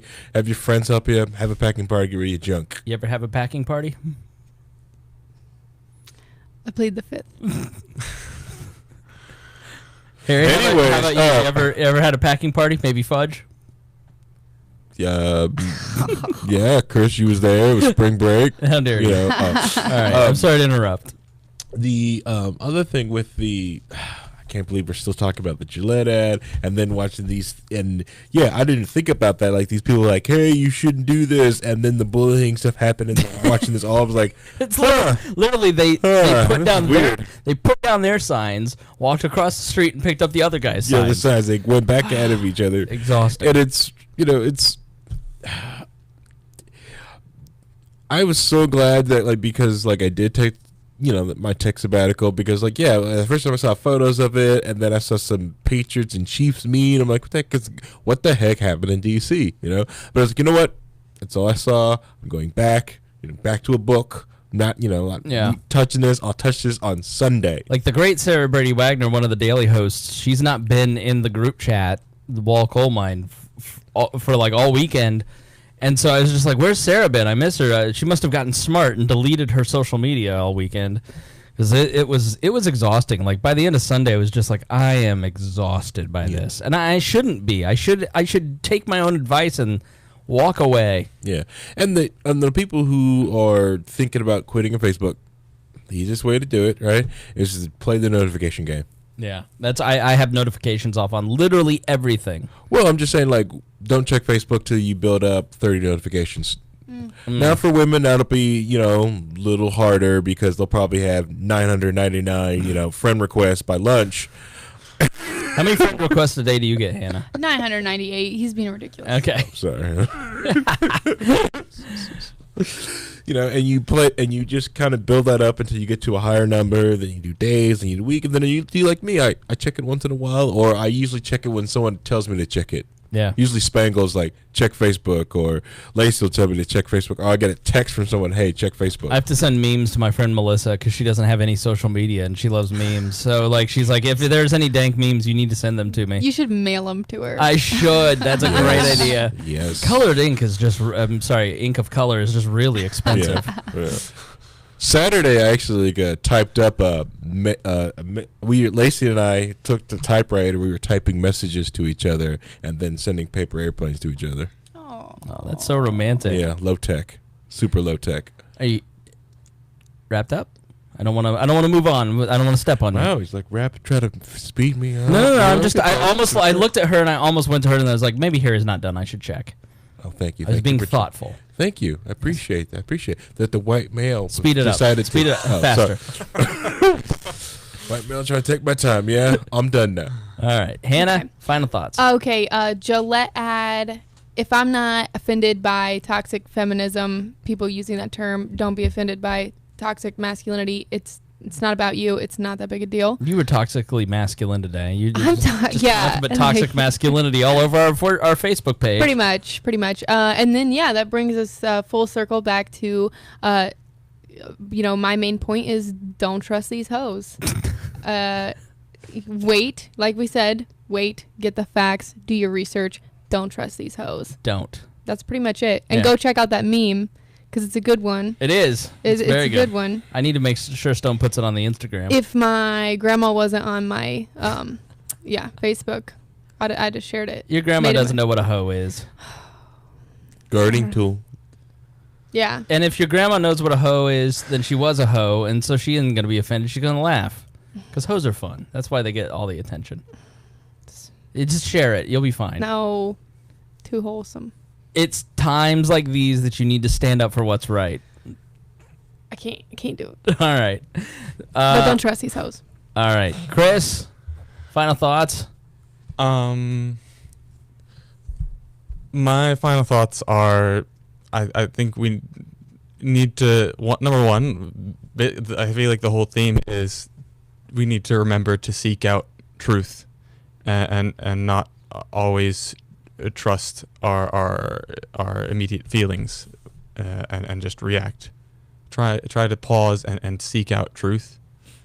And another thing that I feel like is good to remember is that everyone, including the lying leftist Native American activist, really truly believes in their cause and believes that what they're doing, at least in the long run, is a good thing. And I think we need to. I mean, I'm a real humanist. I really believe we're all humans, and we need to act like we're a family, as corny as that sounds, and that we need to figure out why does he feel like he needs to lie about in order to get his point across, because he has some grievances that he He wouldn't be as engaged as he is if he didn't care about something. Right. Yeah. Right. And so I feel like it's good to remember that. Yeah. And now he's come on at the end of the show and shamed me on my own show. Yep. You're totally right. You're totally right. It's always a good reminder. It doesn't matter how much strongly you believe in certain things, that you always have to be reminded. Like, this weekend was a good reminder of so many things where it's just like you build up, something happens, and then you're like, oh, yeah, I need to reconnect with, like, my beliefs and my principles. And that's a great point where Phillips is doing everything the wrong way, and it's egregious, and he's not considering the effects of how his actions affect those boys, but there is some underlying reason that he is so involved and that he's trying to work towards a certain goal. What is that? I'm sure we'll find out if you watch the conservative press over the next week. We'll learn more about Mr. Phillips. Daily Caller right now is digging. But yeah, it's a great point. Any other thoughts? I highly recommend getting married and creating a family. Okay. It's very humbling. Oh, I thought he was going to say moving out, and I was about to tackle him. No. Very good. That's it. Good. All right, man. Thanks so much for. He specifically came here to America. We are libertarians. Flew from Norway.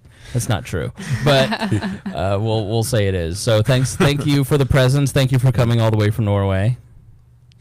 Welcome. Thank you for coming all the way from the west side, Hannah. Thank you for coming all the way from the east side, Harry. Lawrence, really.